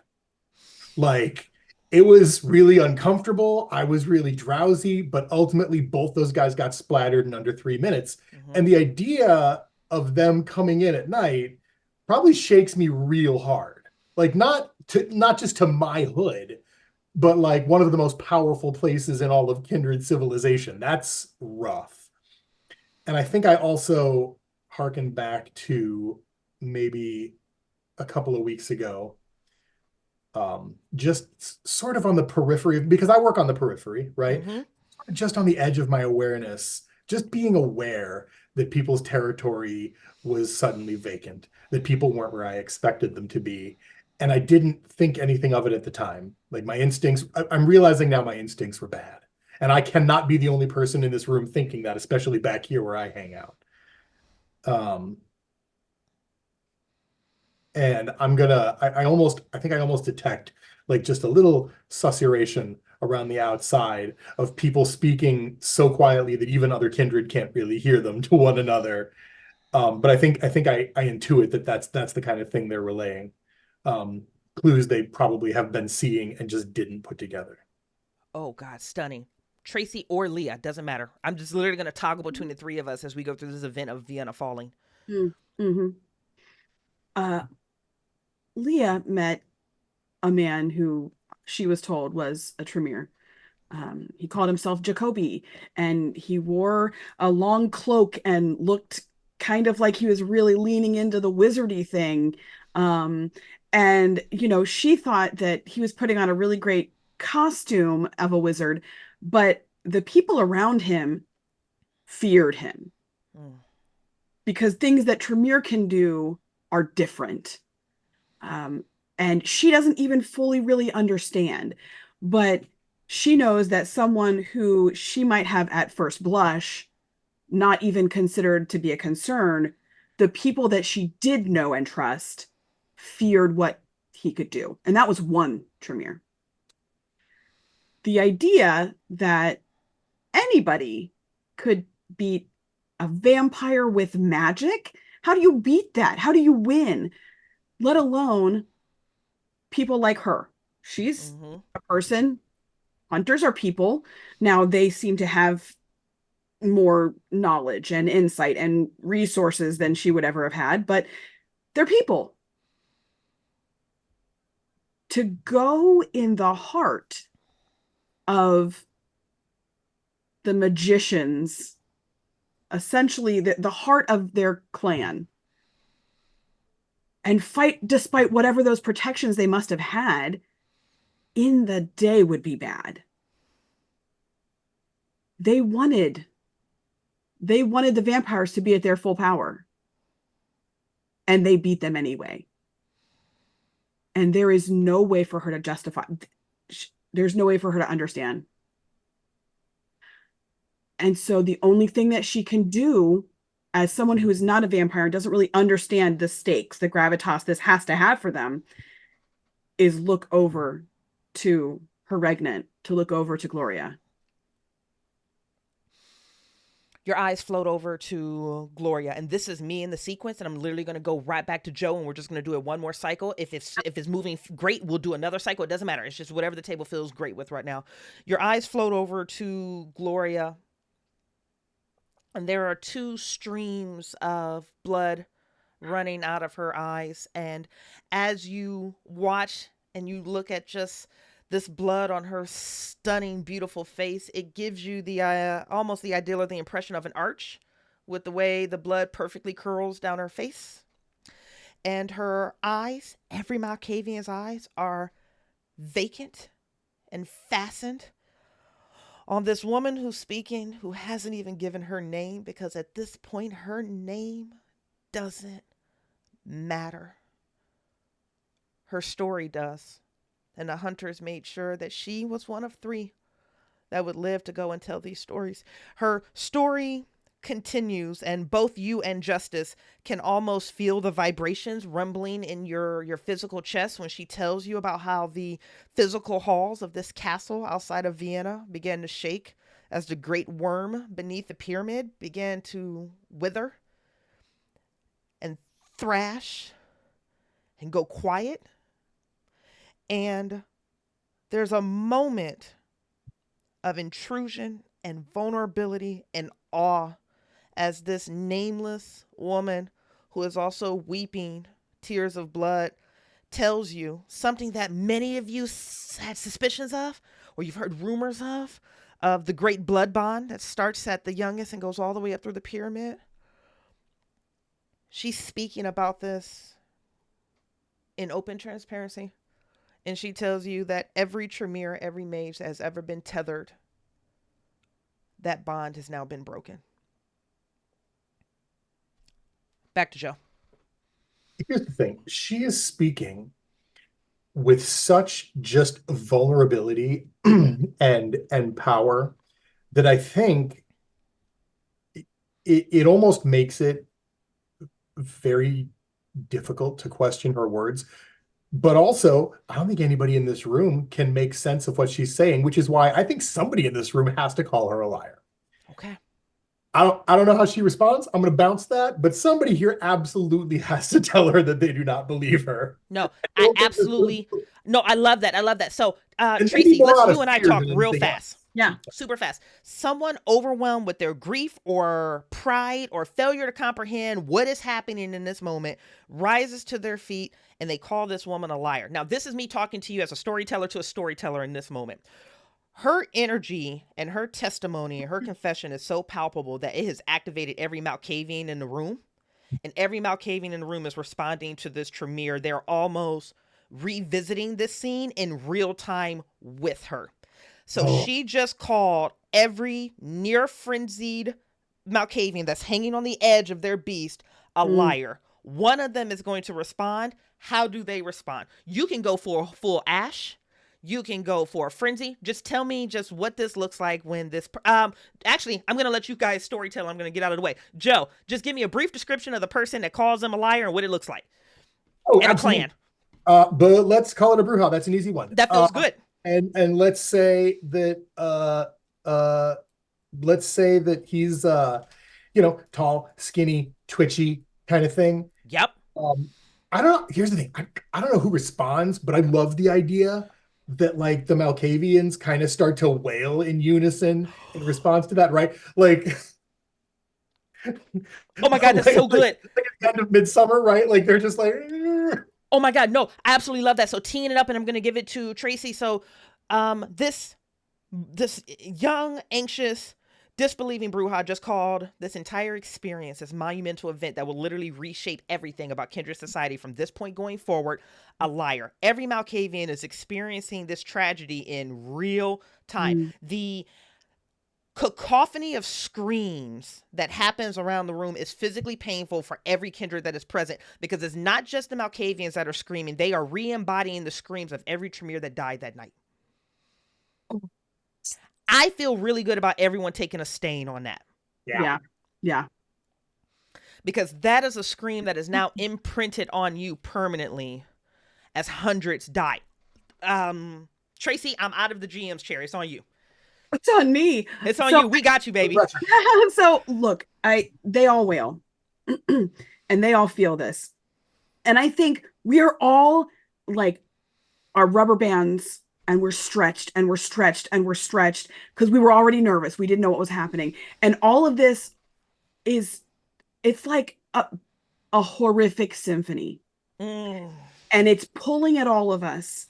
And I think there is one young Malkavian who's just cannot keep it together. And that rubber band snaps. It just snaps. And that young man jumps and lunges for the Bruja. In his frenzied state, begins to try and attack him.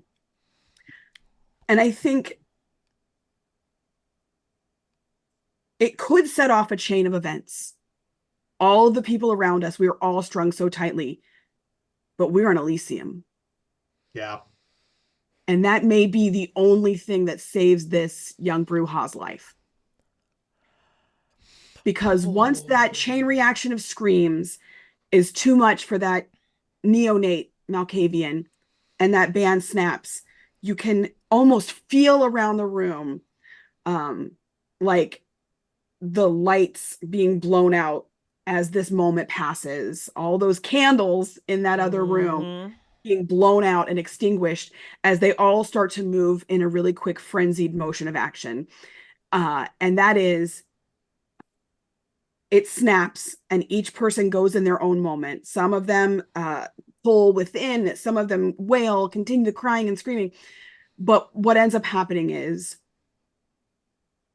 there is enough sense left in a few members of the domain, probably people who were middle range before all of our elders left. Yeah. Who were able to be like, this is Elysium. And they may not put it in words, but they grab a hold of this and these two young people and pull them apart. Yeah, for sure. I think Elysium is the only thing that saves him. That saved him. Yes. Last question for you, Traci.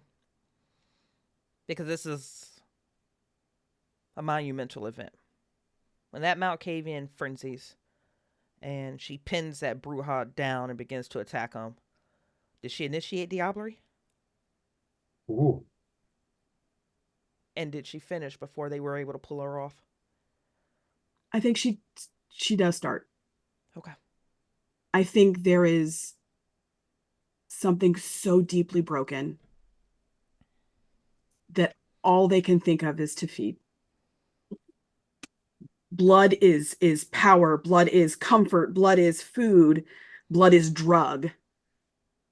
And I think in that moment she just drinks and just drinks. And I think she is not able to complete the act. Just because there wasn't enough time. There wasn't enough time. But anyone that witnessed this saw almost. And Leah, as you are watching this event happen, you know that Malkavian has been at your house multiple times. You know the rules of Elysium. And you know that once this story is done, that's going to be a dead Malkavian. But in the wake of an event of this magnitude, it's hard to scale what matters and what doesn't. How do we feel about ending the Vienna scene there?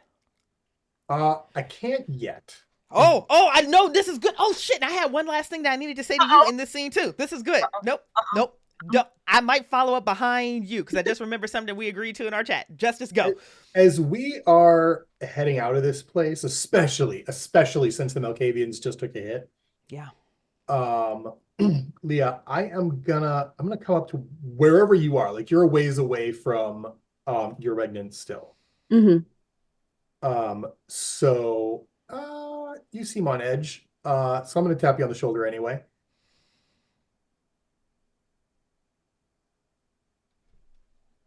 Yes.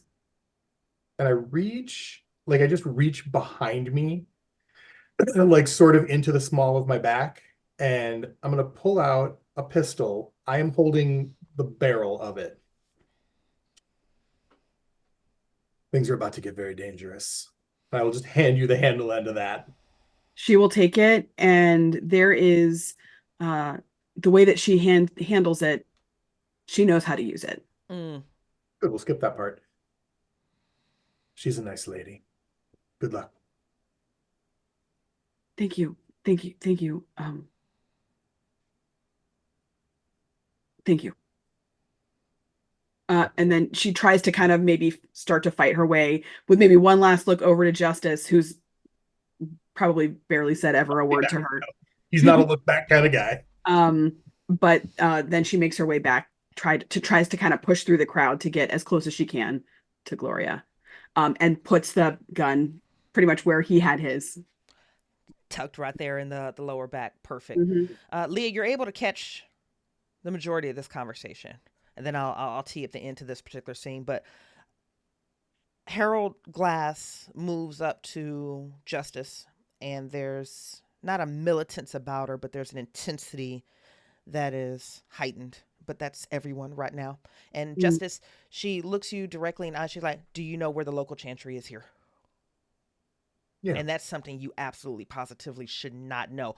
But I'm going to tee up to you. Do you know where it is? Yeah, I look like I'm gonna lie at first. Like I go, yeah. I need you to go there now. Yeah. I'll be in touch. I head off. Fuck, where is you? And then she's going to turn around, and just as you all are departing this event, there are a few things you know. You know that woman who she gave a name. Her name doesn't matter. She's on her way to the next domain to have this conversation face to face, which is probably going to be Cincinnati.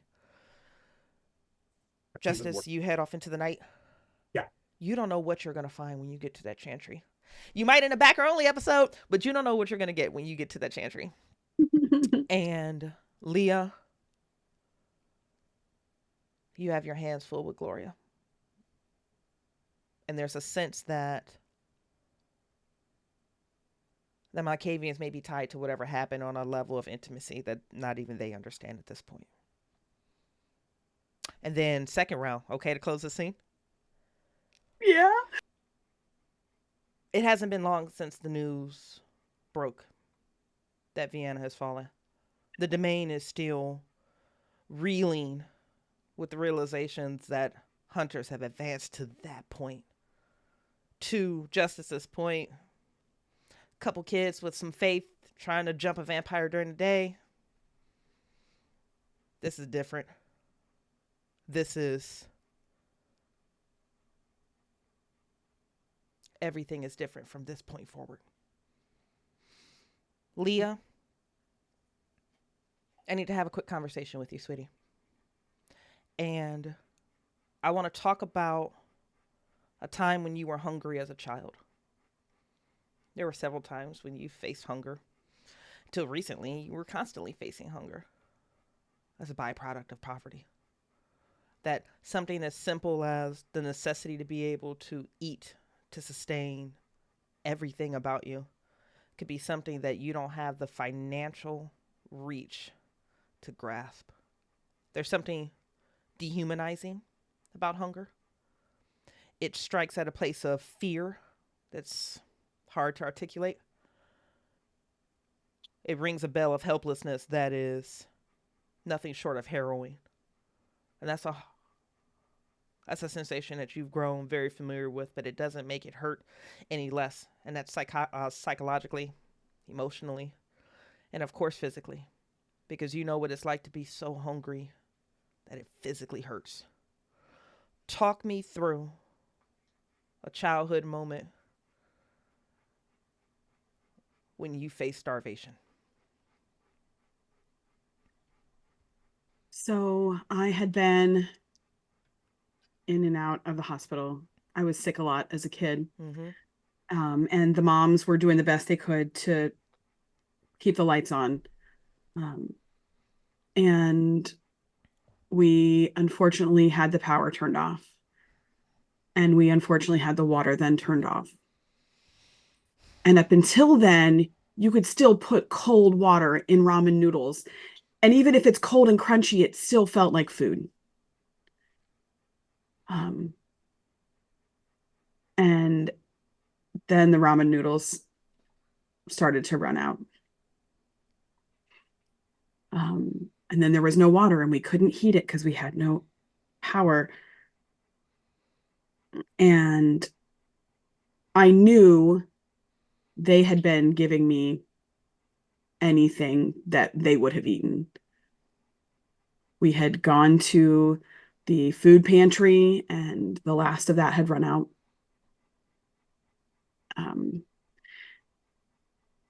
And I can just remember at some point realizing that everything hurt.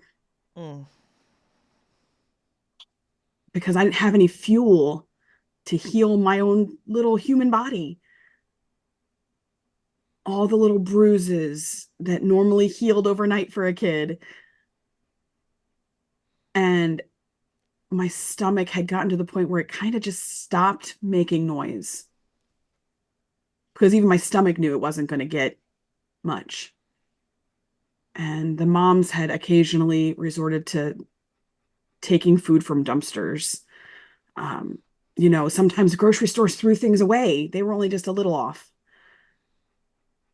But when even that ran out, I realized that my hunger, I didn't want to complain. I knew they worked so hard and they tried so hard.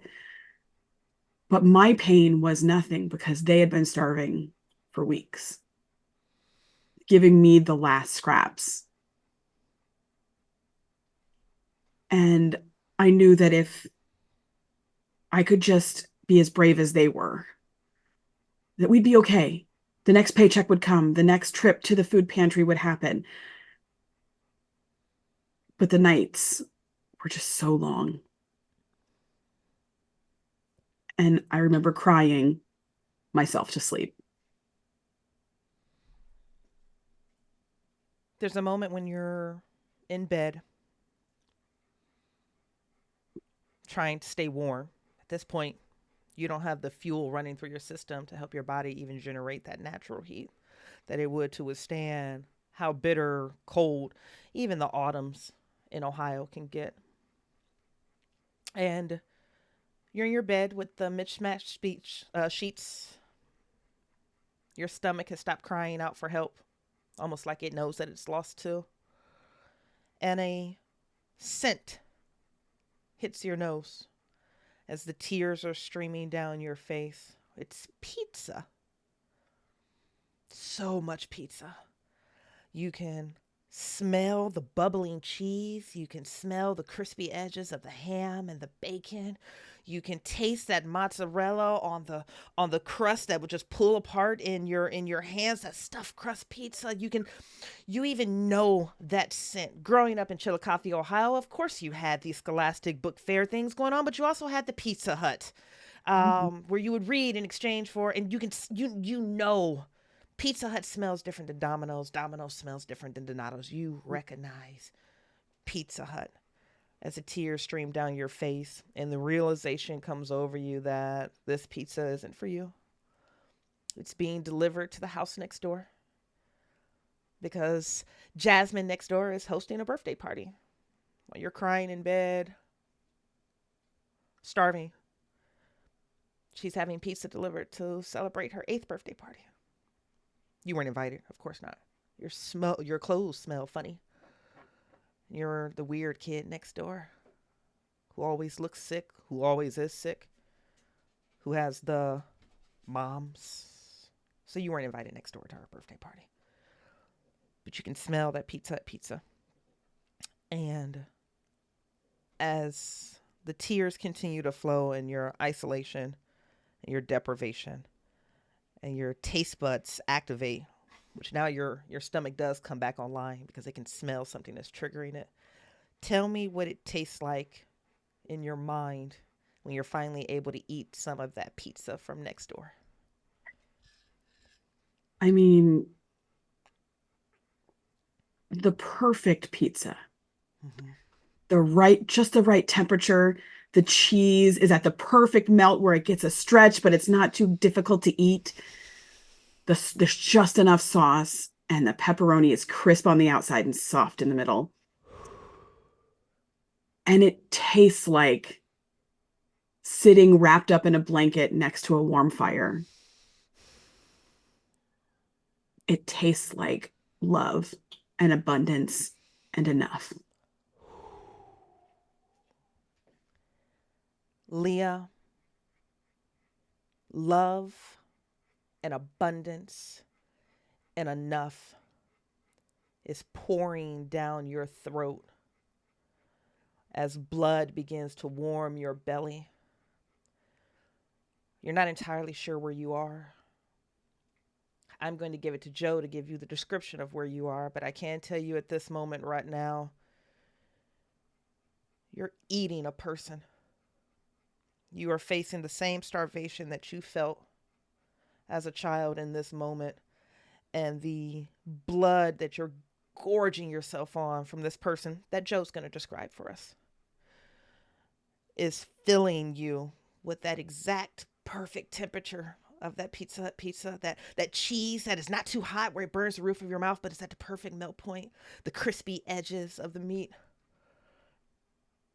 You've starved before as a child. That has nothing to what you feel right now. And even in your mind, the fantasy of consuming that pizza, that love, that adoration doesn't touch what it feels like to eat a screaming person. Joe. You know, he's not pleasant. This guy's old. He's probably 60. He's a little balding. He's got tufty hair around the side.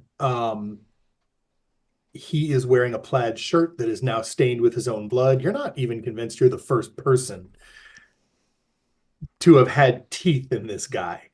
And he is still like he's got a hand up here on you, and it's not clutching anymore, and it's not pulling. It's just kind of there, and he's spaced out, and he's mumbling something as you feed. Something about a door and something about pictures, and it's gone. It's just words. His synapses firing. The lights in the bathroom of this particular scuzzy motel are not great, right? They were these just like sort of gross bulbs behind plastic, sort of long fluorescent tubes, one of which is burned out, one of which is thinking about burning out. And you are on the tile floor right next to what is got to be the world's most permanent piss stain next to the toilet. There is not a shower curtain, but there is a shower, or rather there's a bathtub with a shower in it. It's got sort of chips taken out of it. And you can hear just sort of absently that you're not the only person in this particular motel room.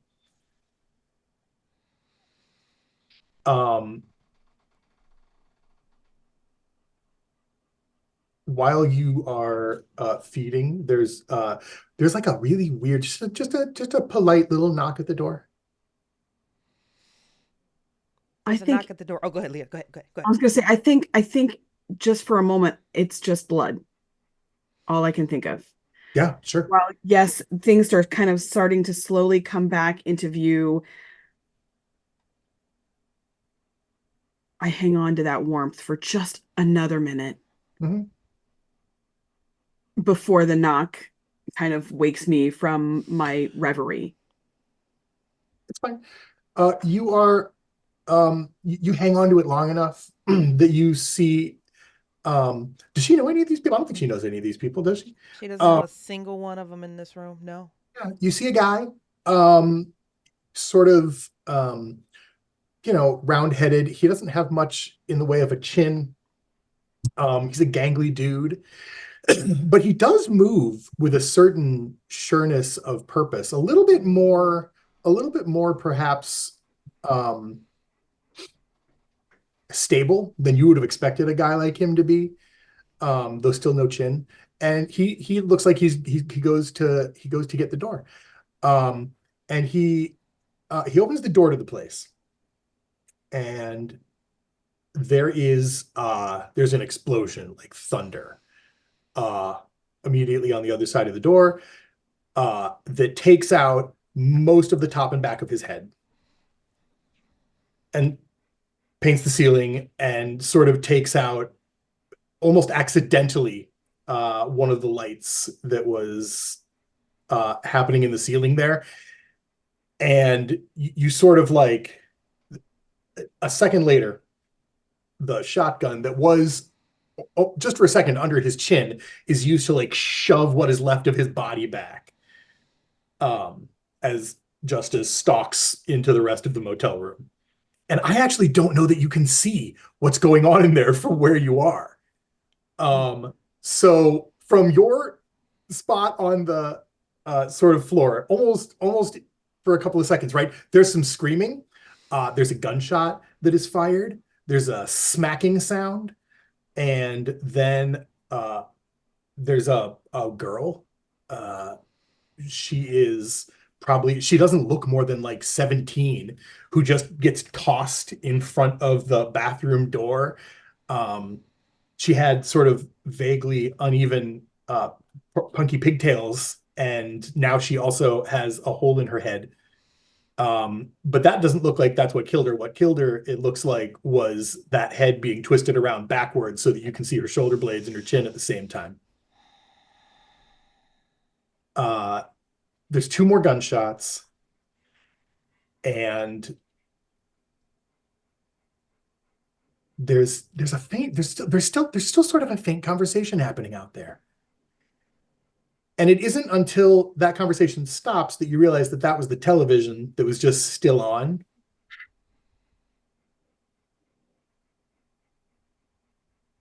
Leah, Uh-huh. I know you're getting hit with a lot right now. And I'm going to throw a little bit more on you because Right, sure. that's where we are in this thing called Mhm, life. mhm, There's no shower curtain on that tub. It's mhm. been pulled down, removed, or maybe it hasn't existed for years. But you do take notice of something behind you. There's a hand that pulls onto the bottom of your forearm from inside of a wall. And as you at least turn to look around, there is a black woman that is like half emerged from the wall. You can see that her fangs are dropped. She's got this quiet, muted panic on her face, and she just holds up a single finger to her lips, and she begins to pull you into this hole that's on the wall, this rat hole on the wall that's been stuffed with bloody shower curtain. And she pushes the shower curtain down, and she just begins trying to pull you into the wall, into the next room. Um, the only thing I can mouth, like, because I don't know what's happening, but I try to mouth Gloria because her first thought, of course, is that she's got to protect Gloria. And this woman, she has a fair complexion, very short with coily hair, and her eyes are a mixture of the brown they should be, but also the bloodshot red and the dead that they're becoming. Mm. You've seen something like this before, a fresh embrace, and she looks at you, mouth the words, and she just gives you this heartbreaking face, and she just shakes her head. No, she doesn't know, she doesn't understand, but she's still trying to pull you through the wall into this next room. I think I have to lead with defending the helpless, and she certainly seems helpless. So I follow her. Like a rat covered in blood, you scurry from one wall to the next, and you're in a very similar hotel room. Mm, Adjoining rooms, of course. mm, Thin mhm. drywall. You can still hear the television playing in the room that you left. This woman stuffs this hole again with the crumpled up shower curtain. And you look around, and there are one, two, three, four other people gathered here. A mix of races and genders, but they all look terrified. They all look hungry. They're all confused. And there's another scummy motel room, and you're putting your hands into carpet that I won't describe for you because you already know the things you could be sticking your hands in. But does that matter right now? You're covered in a man's blood, a 60-year-old man that you had never. Did you kill him? Fuck, did you kill a person before and this woman, she appears to be in her mid 30s, just wraps herself around you. One arm wraps around your shoulder, and she pulls your face into her chest, and she just rests her chin directly on the top of your head, and you can feel the chill radiating off of her dead flesh as she begins to tremble. And you wonder, are you going to die in this moment?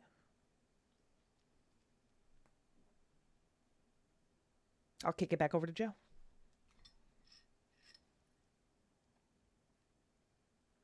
Mhm.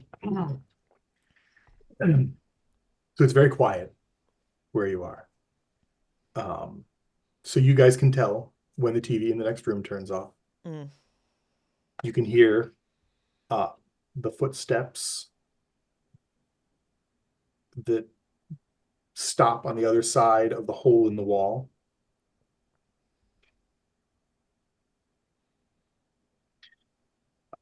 Sort of a shifting of some mass over there. Fucking rats.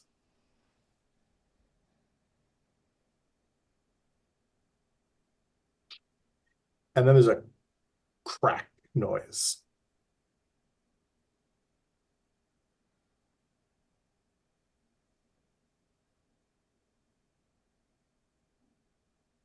And I think that how tall would you say that hole in the wall is? Traci, how do you feel? I'm feeling like this is probably just enough where the average size person could belly crawl through it. So what is that? 2-3 feet max? Okay. Then uh I think probably Justice is gonna tear that open further. Mm. Um, what he's got in his left hand is the toilet seat from the room you were just in, and he's just using it to shove the drywall out of his way. Obviously, that is, not a thing a normal person could do, but he seems to be doing it pretty easily. Um, and as he sort of kicks what is left of that shower curtain out of his way, there's dust falling, and there's just a very faint glow to his eyes as he takes the really, really, really minute as he takes the room in. And he, I think, doesn't even the thing that is really unnerving about this moment is that he doesn't seem to be in a particular hurry. Mm. He surveys this room like it is a chore that he doesn't want to do. And almost to start with, his eyes pass over you without taking you in. For the like almost instantly, you think, oh, this guy doesn't recognize me. But he is probably going to level a shotgun on a clump of people a little bit to your left. She's going to feel for the gun in the small of her back. Is it there? Josuana? Oh, here's the question of the day. What's the most interesting thing for the story? Well, I think it's way more interesting if it's there. I think it is too. Traci, how do you feel about that? I mean, pulling his own gun on him, I think, is way more interesting for sure. Then let's go with what's interesting for the story. Okay. One familiar thing with you is there. That gun is still there. So as quick as she can think, she's gonna pull the gun on him and say, "Please wait, please stop. What's going on?" So he's going to fire at those two people, but he's looking at you when he does it. Like he looks over at you and the gun, he fires at those two people and goes, "Fuck. Are you kidding me?" At which point in time, I think there's probably, how many people were in this room? 6 people in this room? I like 6 foot. Yep, let's go with Okay. that. And one of them is like holding, And one is like wrapped around pressing. Leo defensively or protectively. Yeah. Okay. At which point in time, I think 2 of the others kind of make for the door. Okay. And he looks at you for a second and looks really irritated, and then holds up a finger as he moves for those guys at the door. I'm not convinced those other 2 guys are dead, but he's definitely going after the 2 guys making their way for the door first. Are you going to shoot? You can. She'll scream at him, "Justice, stop." That's fine. And if he doesn't, if he looks like he's still moving, she will shoot close, like just enough away that she won't hit him or anyone else. But she's going to try to just like shoot at a wall. Yeah. No, absolutely. No, I love it. What's your firearms? I'm just curious. Just how many pips? Tres. I'm not going to make you roll or do a damn chop. With a 3, you can place that shot where you want to. Because you're not looking to make contact. Right. Stop. You just got fired upon here. Justice, how does your beast feel about being attacked by one of these rats? Do you know what's really irritating? It wasn't making a peep before. Now, because I'm used to this, right? Now it's kind of irritating. Yeah. Yeah, you can feel that charge, that internal force, creature, sensation clawing at the inside of your rib cage because 1, you just became somebody's prey. 2, to one of these things? The audacity. You can feel your beast clawing at the inside of you. It needs that insult to be met with a response. Okay. So I'm going to grab each of these people trying to leave the room. Even with a split dice pool, I think they're toast. I'm going to grab each one of them like by the neck from the back and then just turn around with them. And go ahead, I'm sorry. What's happening? Justice, what is going on?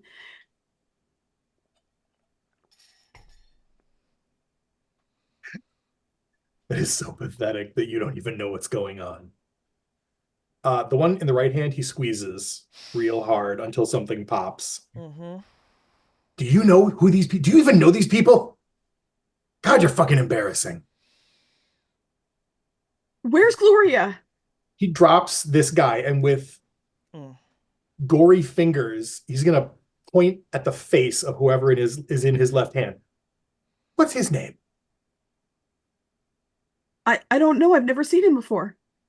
I don't know. What's your name? I don't know. About that one right there.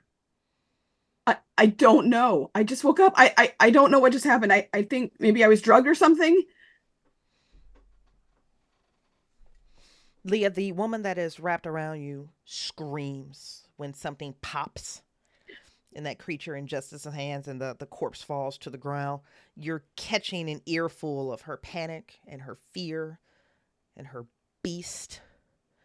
And she shoves away from you, and she's shoving you back towards this much wider opening that Justice has made, trying to now push you back through the room that she just pulled you out of. Her little fangs drop, and Justice is such an embarrassing sight because one is slightly shorter than the other and discolored. They're not even balanced, but of course they wouldn't be. These are rats. They shouldn't even exist.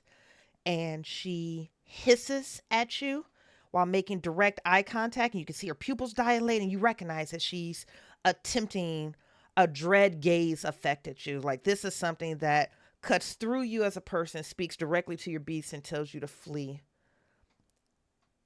and it's a beautiful theatrical display that is all empty calories. And she Yeah. lunges at you. Yeah, okay. Um, so I think what she's going to end up lunging at is this guy in my left hand. Okay, I like that. Let her have him. Uh, and we're going to wait and see. We're going to wait and see what her beast does. Maybe it takes over and she's going to take this guy out. That'd be entertaining. That'd probably be the coolest thing that happened to me all night. So I'm going to wait and see what happens there. Leah, what do you do as you're pushed through this wide opening in the wall as this woman, whose name you don't know, who was trying to protect you, is now eating another one of the individuals in this room, eating and drinking and eating and tearing and eating, and soon he's a writhing mess beneath a pool of blood as she's taking everything from him. I mean, she's trying to scramble back in. The woman tried to save her life, but he's going to kill them. He's going to kill them all. She doesn't know what's going on. And so she's not going to be pushed through the wall. She's coming back in this room. She's got a weapon. That woman doesn't. And so the only thing that she can think to do is to just get in there and try to get between them and just scream for them to stop.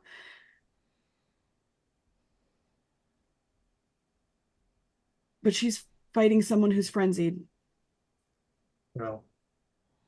And I suspect she's not fast enough to stop what's about to happen. She does still have a pistol, though.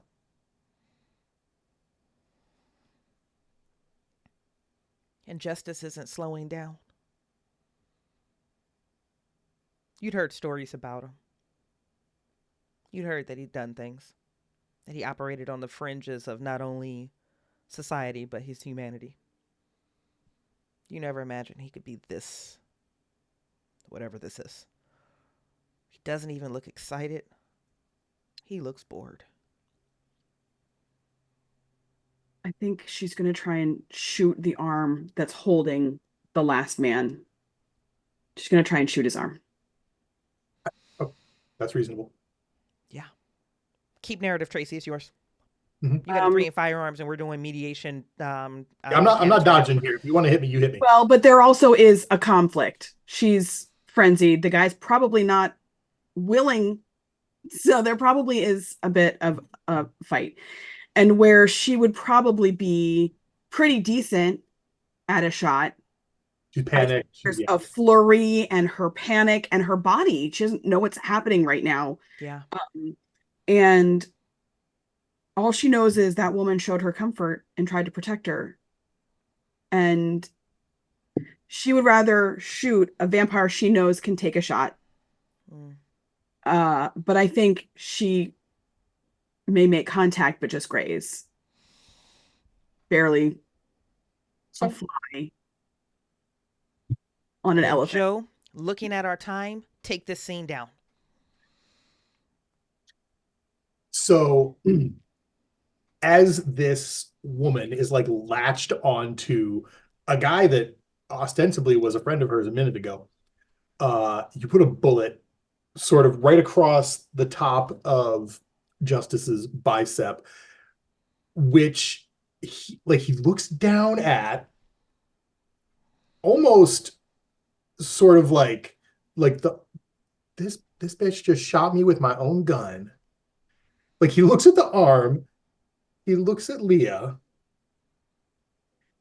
and I think what he's going to do is he is going to drop this man. The woman probably goes down to the ground with him. Mm-hmm. She's still attached to him, I think. Yeah. And he's going to finish them off with the last round in the shotgun. You keep bad company tonight.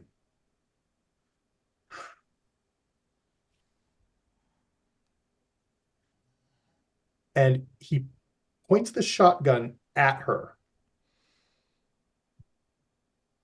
Lucky you that I know your name, and I know Gloria's name. Otherwise, you'd be for the cleanup crew.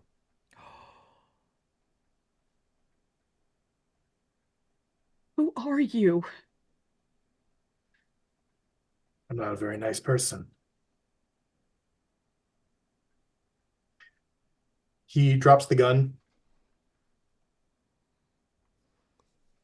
You know how to ride a bike? No. Okay. The trick is you don't fall off. Come with me.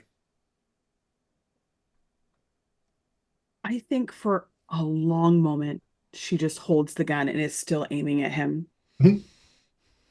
And of all the things that have happened around her in the last few months, this is the first time she's really seen something abjectly horrific. Yeah. And I think for just a really long moment, her joints are locked. While you're still pointing the gun at him, he turns and he puts his hand on the door and he waits for a second. Make your mind up. She drops her arms and puts the gun back where it was. Mm. All right.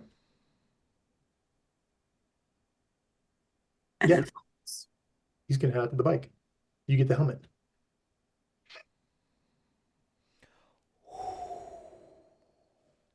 I think she puts the helmet on and at this point is just willing to do whatever someone says. She needs someone else to be in charge because she's on autopilot.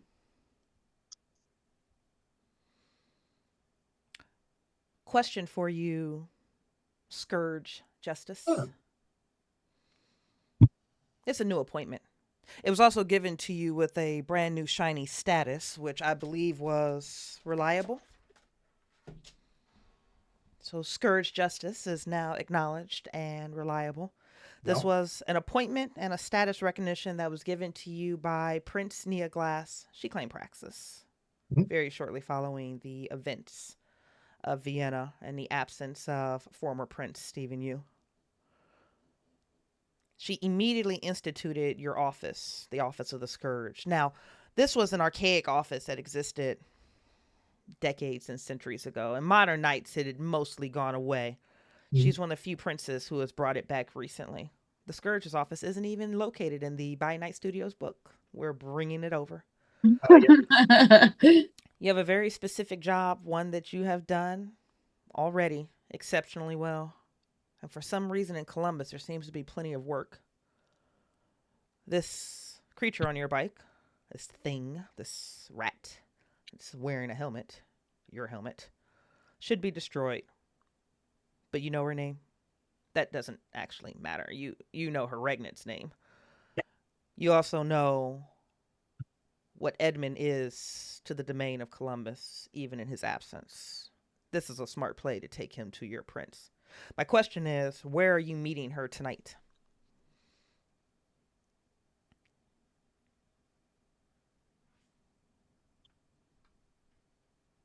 I think it's maybe a church. Oh, I like this. We talking stone gothic stained glass church? Are we talking about like New Covenant Believers Church off of Ennis Road? That's a new modern structure with the gymnasium, the daycares, and the schools and the classrooms. Give me an idea Let's of go. church. Let's split the difference and call it Greek Orthodox. I like this. Okay, so we're gonna meet her at a Greek Orthodox church. Sure. Then at least there's decent parking. At least there's gonna be decent parking. I like this. Okay. So I'm gonna park us outside the church. The helmet stays with the bike. You can prop it up on the axe. He will head to the the front door of the church. No, he's gonna head to the side door of the church. Nobody wants to be seen going through the front door of a church. And he kind of stops there. And he doesn't turn around yet. He says, "This all happened to you tonight?" I don't know what happened. I just woke up. I think I was drugged or something. Oh, come on. What's happening? Why did you kill those people? He turns around. Because that's my job. To murder people in a hotel room begging you to live? To murder vampires in a hotel room. Thin bloods. Like you. There's a beast in there, but you're only barely awake.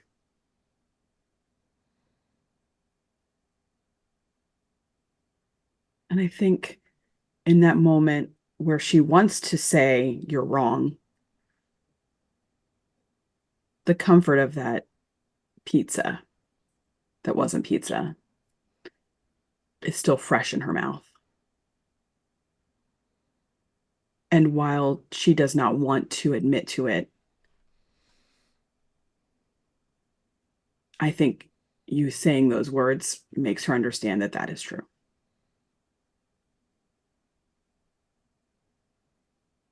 You got basically two things going for you right now. One is that the prince is in a reasonably good mood, and the other one is Edmund. Where's Gloria? I don't know, probably at home.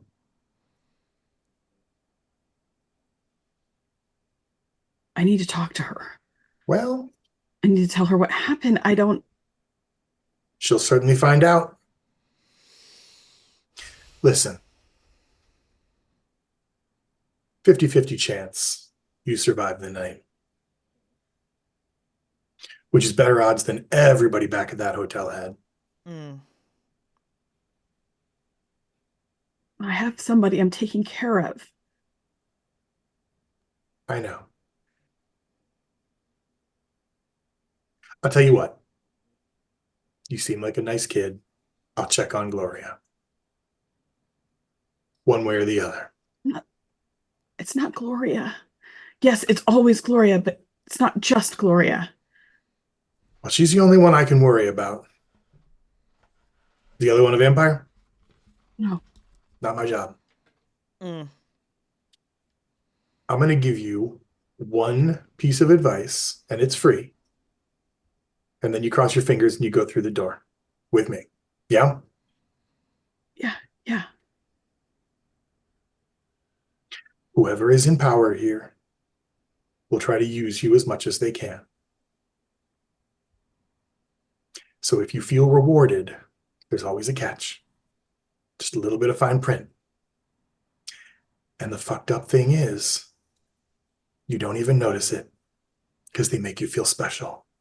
They make you feel like you are part of their inner circle. But at the end of the day, that circle is nothing more than the rim of a plate, and you are not one of the guests. You're the buffet. Okay, not you. You're a side dish, but the lesson remains the same. Keep it in mind. Hey, thank you. Don't thank me unless you live. I open the door and I head inside. Leah, you follow behind Justice. You know you're not his guest. You might be a hostage. No, hostage doesn't feel authentic either. But then again, what does feel authentic this night? Because everything that you have recently known is shifted. Your world has changed. And as you are led by Justice through the hallways of this Greek Orthodox church, I'm going to tell you 9 things in quick succession that you lose. You lose the sense of, the taste of, the warmth of cinnamon, cigarette, beauty, grief. Something has taken away that rich mahogany taste, that comfort of smoke, the comfort and the stability. You know that you're supposed to be watching Gloria, but you don't feel that compulsion, that need. You know that you're serving Edmund, but you don't feel that tether.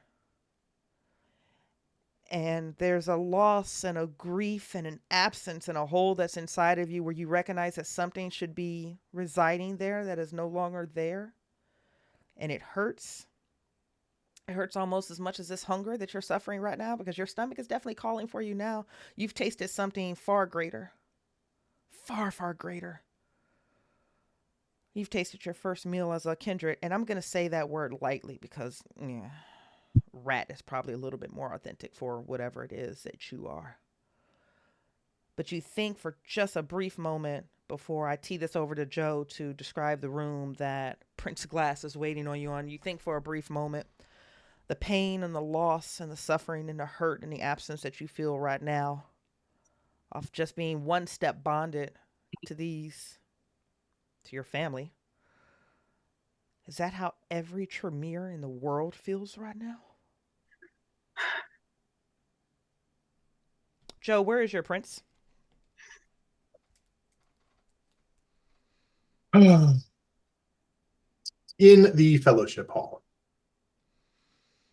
The benefit to having a church that you can meet people in is, if you want to, you can take them into the actual temple area and you can put on a big show. But I think most of our meetings on these sorts of nights are in the fellowship hall. It's much more personable. So I will walk over there. I don't even check to make sure Leah's following. She's following. I get it. And I will stop and wait until she finishes up whatever phone call she's on.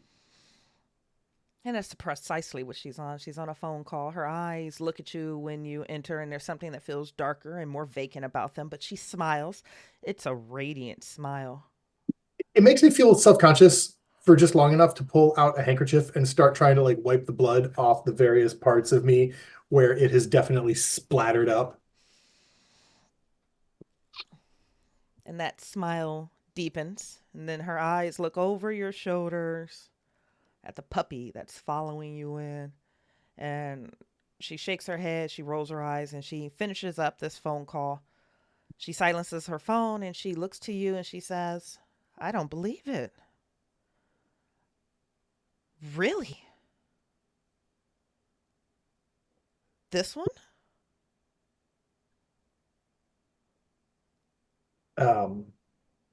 That nest on 161 pattern. But I thought, given the situation, I would check in. I know things are delicate with the Ventru and the Malkavians. I mean, delicate's the polite word for it, isn't it? And she moves up the aisle, and again, she places that same hand onto you, Justice. She seems to have a spot on you that she likes to assert her ownership on. And it's always that same spot on your shoulder. She's been doing it for years at this point. And she's going to move directly up to you, Leah. She's wearing a long black dress that looks almost business casual. And she looks to you, and she looks over the blood on you. She looks over your lips, your eyes, and she goes, still have a favorite steak? It's not steak. Tell me what you've tasted now.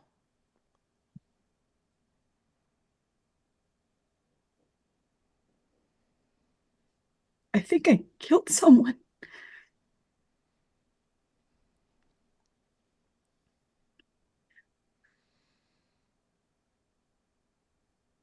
It was more than just blood. Did I drink his blood?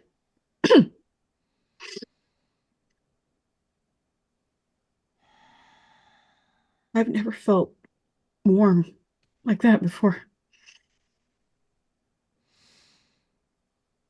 Her eyes stay on you, but she's obviously directing this inquiry to Justice. How many were in this nest? 10, 12, something like that.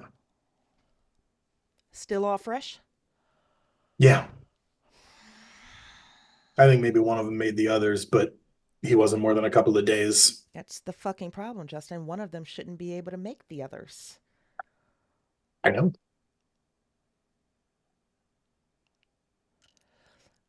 Leah, what do you remember last? Prior to... I'm not going to dignify this by calling it an embrace. Let's not do that. That's just humiliating to all the actual kindred in the room. What is the last thing you remember before you started feeding?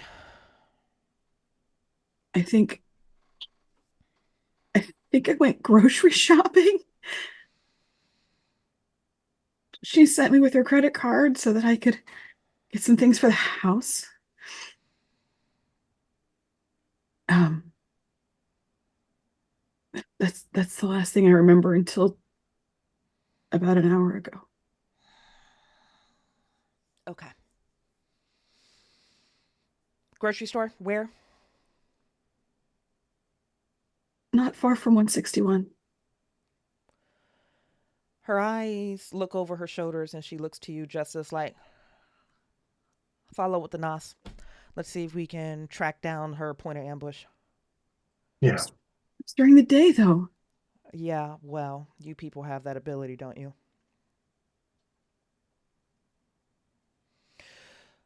Oh, Justice, you always bring me the most creative products. We fucking can't kill her. Not with Edmund, anyways. I mean, I could execute her, but, well.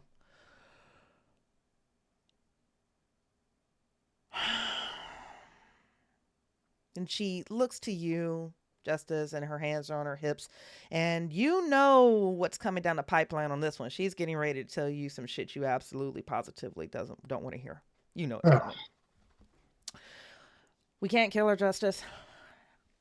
Daddy's got a life boon over me.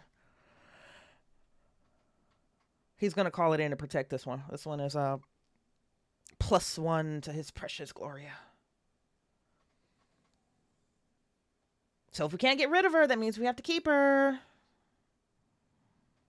Okay. Oh. Yeah. Oh, come. Oh. I mean, yeah, sure, absolutely. Good. I'm so glad that we're in agreement here. Yes, ma'am. Liam, welcome to Kindred Society. You're familiar with our traditions, are you not? I've been learning them. Yeah. Okay. So, you're in violation of a few of them, but given the periphery of your influence here in the domain, we're going to have to keep you around for a little bit. But you're not acknowledged. You don't know our ways, and someone is going to have to train you up in that. And since Justice here very likely killed your sire, that's now going to be his responsibility. So you, little thin blood, are going to go under the accounting of Scourge Justice. Oh, okay. Can I still help Miss Gloria? That's going to be on your accounter to determine. But I am going to help you along right now because I do understand how valuable the bond is to you. Justice, if you would be so kind as to initiate this process now, this could save us some time. Oh, fuck, she's a thin blood. We're going to have to brand her. Hold on, let me call Marcy in here. And she turns and she picks up her phone and she starts rapidly sending a text message. Okay. I don't really know what that means. What is a thin blood? Am I not like a Malkavian or a Ventru? You're not liking anything. Well,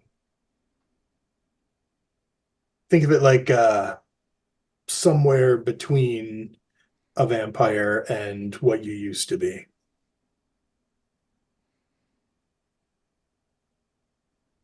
So I'm not dead. Well, you are.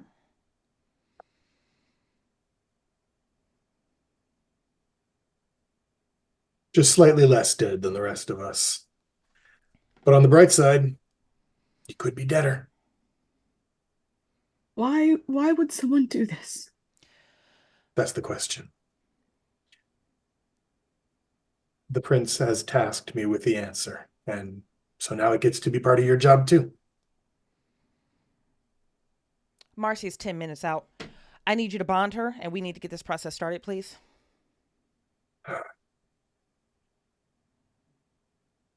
Yeah. Yes, ma'am. I'm gonna go pick up a chalice. There's got to be one. We're in a church. There's got to be one. Gross. and he's going to go over to like the kitchenette area and dig out like I bet you they don't even have knives. He's going to dig out a serving fork. Yep.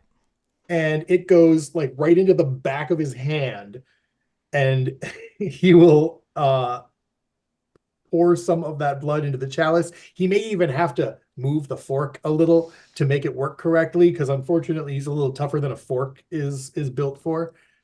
And he hands you the chalice, and I think very importantly, does not watch you drink it.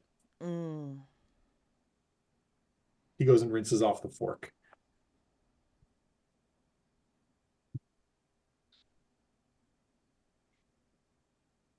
I think before she drinks,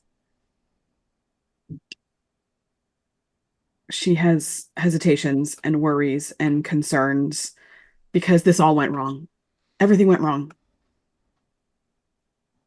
And now she may not even be able to do the job she promised she would do.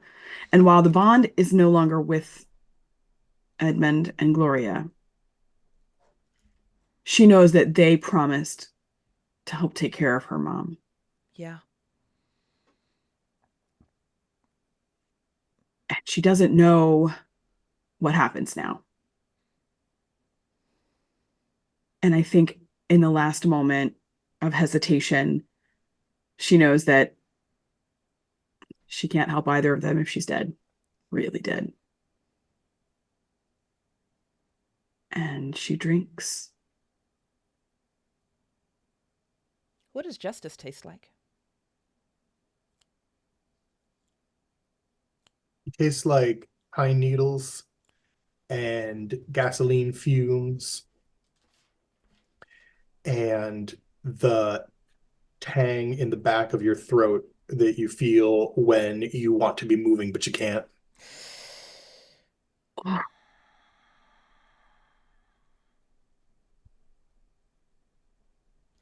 There's a new dominant palate on your tongue now, Leah. Pine needles, gasoline, that tang you feel in the back of your throat when you want to move but you can't. You can feel a certain level of adoration and affection and sympathy and familiarity with a creature that just murdered 7, 8, 9 people directly in front of you. A creature that's called you names. A creature that has threatened you. A creature that told you that you only had a 50-50 chance of getting out of here. By Camarilla standards, you are now in his custody. And by this bond, he is now your regnant. The side door opens and Marcy comes in. Team Tremere. She's wearing a cropped off leather jacket, tight jeans, Converse. Her hair's pulled up into a blonde ponytail that is bopping back and forth. She's very energetic. Someone navigated their collapse probably well. This is probably somebody that's been tortured by that pyramid for years, and where everyone else is suffering the grief and the loss, she's compartmentalizing. And she's choosing to look on the happier side of her freedom. And she bows respectfully to Prince Glass, and she says, "Oof, she looks terrible. Okay, yeah, so you want her out for this, or we want her awake?" And Glass looks to you, Justice, and she looks to you, Leah, and she says, "She needs to be awake." And Marcy goes, "Okay." And Marcy moves over to you. You haven't really seen mages work before. You have an idea of maybe what their magic looks like when they're casting their spells or conducting their rituals or whatever it is that these Tremere do. There's not a lot of flash in what comes next, Leah, but I am going to tee this description over to you. You are permanently branded with a crescent moon on your face. She doesn't do this discreetly. She's not looking for comfort. She wants you to remember why you're branded, what you are. And with a Tremere tattoo brand of this nature, it's going to carry with you in the day. It's going to carry with you in the night. It will never heal, and it cannot be concealed by magical means. You will always be identified as less if you're going to walk the streets of this domain. I'm taking a quarter of your face with this brand of the crescent moon, but I am going to give you the descriptive work of what it looks like as you were tattooed.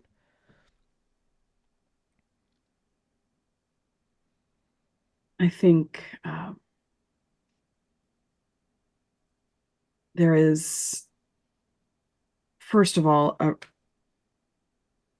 dance on the edge of a blade between the sheer terror and wanting to run and the resignation that she knows she can't run. And so I think there is a war that anyone who might look for it would see signs of. Her hands, her nails are digging into the palms of her hands in tight fists. And her body is trembling with the urge to run and try and find some other way. And she just keeps seeing that woman's face. That woman who knew what had happened to her even before she did and tried to protect her. And knowing that if she runs, that's it. That's the last chance. And so I think while she may have wanted to go and brand maybe somewhere close to the center, I think at the last minute, there's just a flinch and it encapsulates her eye and around. And there is nothing that it will stop her from screaming. Because even in all of her desire to be strong, her body still feels pain so keenly. And that, I think, is probably for her in this moment the worst part of this new curse. She is more than what she was, but she is still what she was.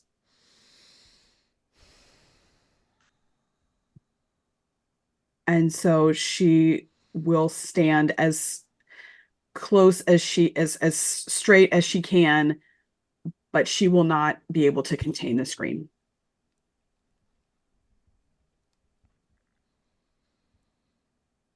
The process ends. Marcy winks at you. The screams were very satisfying for her. You can tell that there's something deep and dark inside of this woman that enjoyed every drip of that scream. She looks over to Justice. Her bright green eyes fall over all of the blood, some that you wiped off, some that you don't. Her nose wrinkles and she bobs her head. And she says, "Okay, well, Your Grace, if there's nothing else, I'm going to be on my way." The prince smiles. "No, thank you, Marcy. We certainly appreciate the help." Scourge, congratulations on your new accounting. Thank you, ma'am. Appreciate it. Justice, I have a quick question for you. And you're going to be making the defining factor for every officer in this game. You know that Nia is ruthless. You've always seen it. You've always known it. You've worked together at least on a couple of occasions before. Since claiming Praxis, she is unapologetic about compliance, order, loyalty, the traditions. So one of the things that she did was force bond every single one of her officers to her. Yeah. I'm simply curious, what level bond did she set for all of her officers? Is it just one? Are you two steps bonded, or are you fully bonded? I think one's a baseline. Okay. And then you get more if you fuck up.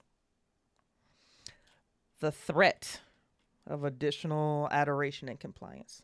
Yeah. I mean, that seems like who she is so far. No, I love it. And she's growing as the story grows. Scourge, do you need anything else from me tonight? No, you're right. That's all. No, I do. Uh, would you like to be the one to speak to Miss Gloria? Oh, yes, please. Thank you. I'll be on the other side of town then. Understood. No, that works out perfectly. I will give Gloria a call. Actually, I'm going to grab our new harpy and we're going to go talk to Gloria in person so we can get some of this debt reconciled with fucking Edmund. You're dismissed, Scourge. Thank you. And thank you for this. This was a smart play.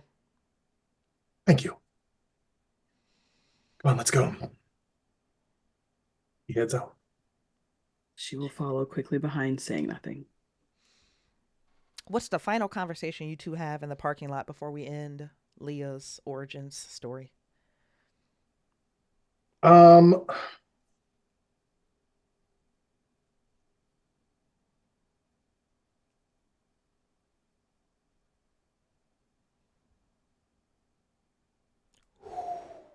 let's see.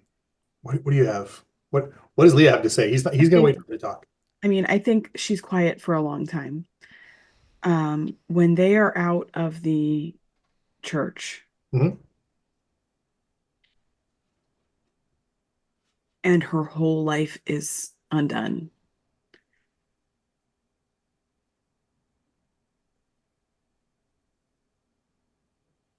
she will look to Justice, Mhm. knowing that he is not as well off as Edmund was, and just say, I have people that rely on me. My arrangement with them was a promise that they would take care of my people, my family. In exchange for what? A job, taking care of Miss Gloria, helping her, being a companion. It's not unlike the lords and ladies of the olden times that Edmund,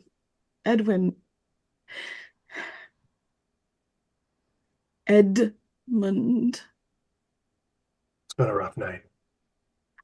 how can someone go from being everything? And I said his name wrong.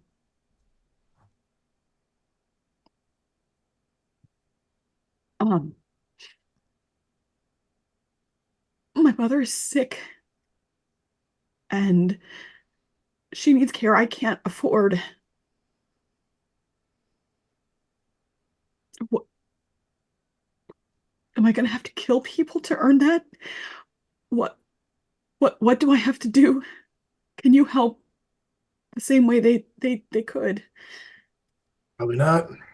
They have different resources, but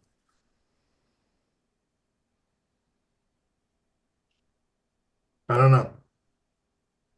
Can you help me meet the people that can? Can you help me learn what I need to know? I can probably do that. It's good. Look, you've got a goal. That's good. The one thing you need early on, you need stuff to keep you moving. Make it work. It's fine. If your mother's sick, I can't help. I could help if she needed somebody roughed up. But I know who can help. I know people that can. You're just going to need them to need things from you. That's all. Oof. Okay. Oh, okay. Okay, that's hope. That's hopeful. Yeah, okay, thank you. Thank you. What would Maybe you like me to call you? when you're talking to those people, don't open with my mother's sick. Mm. Okay. They need to need you more than you need them. Yeah. Sure. Sure. I'll do whatever I have to. I'll learn. Okay. First thing you have to do is learn how to feed, though, because that was embarrassing.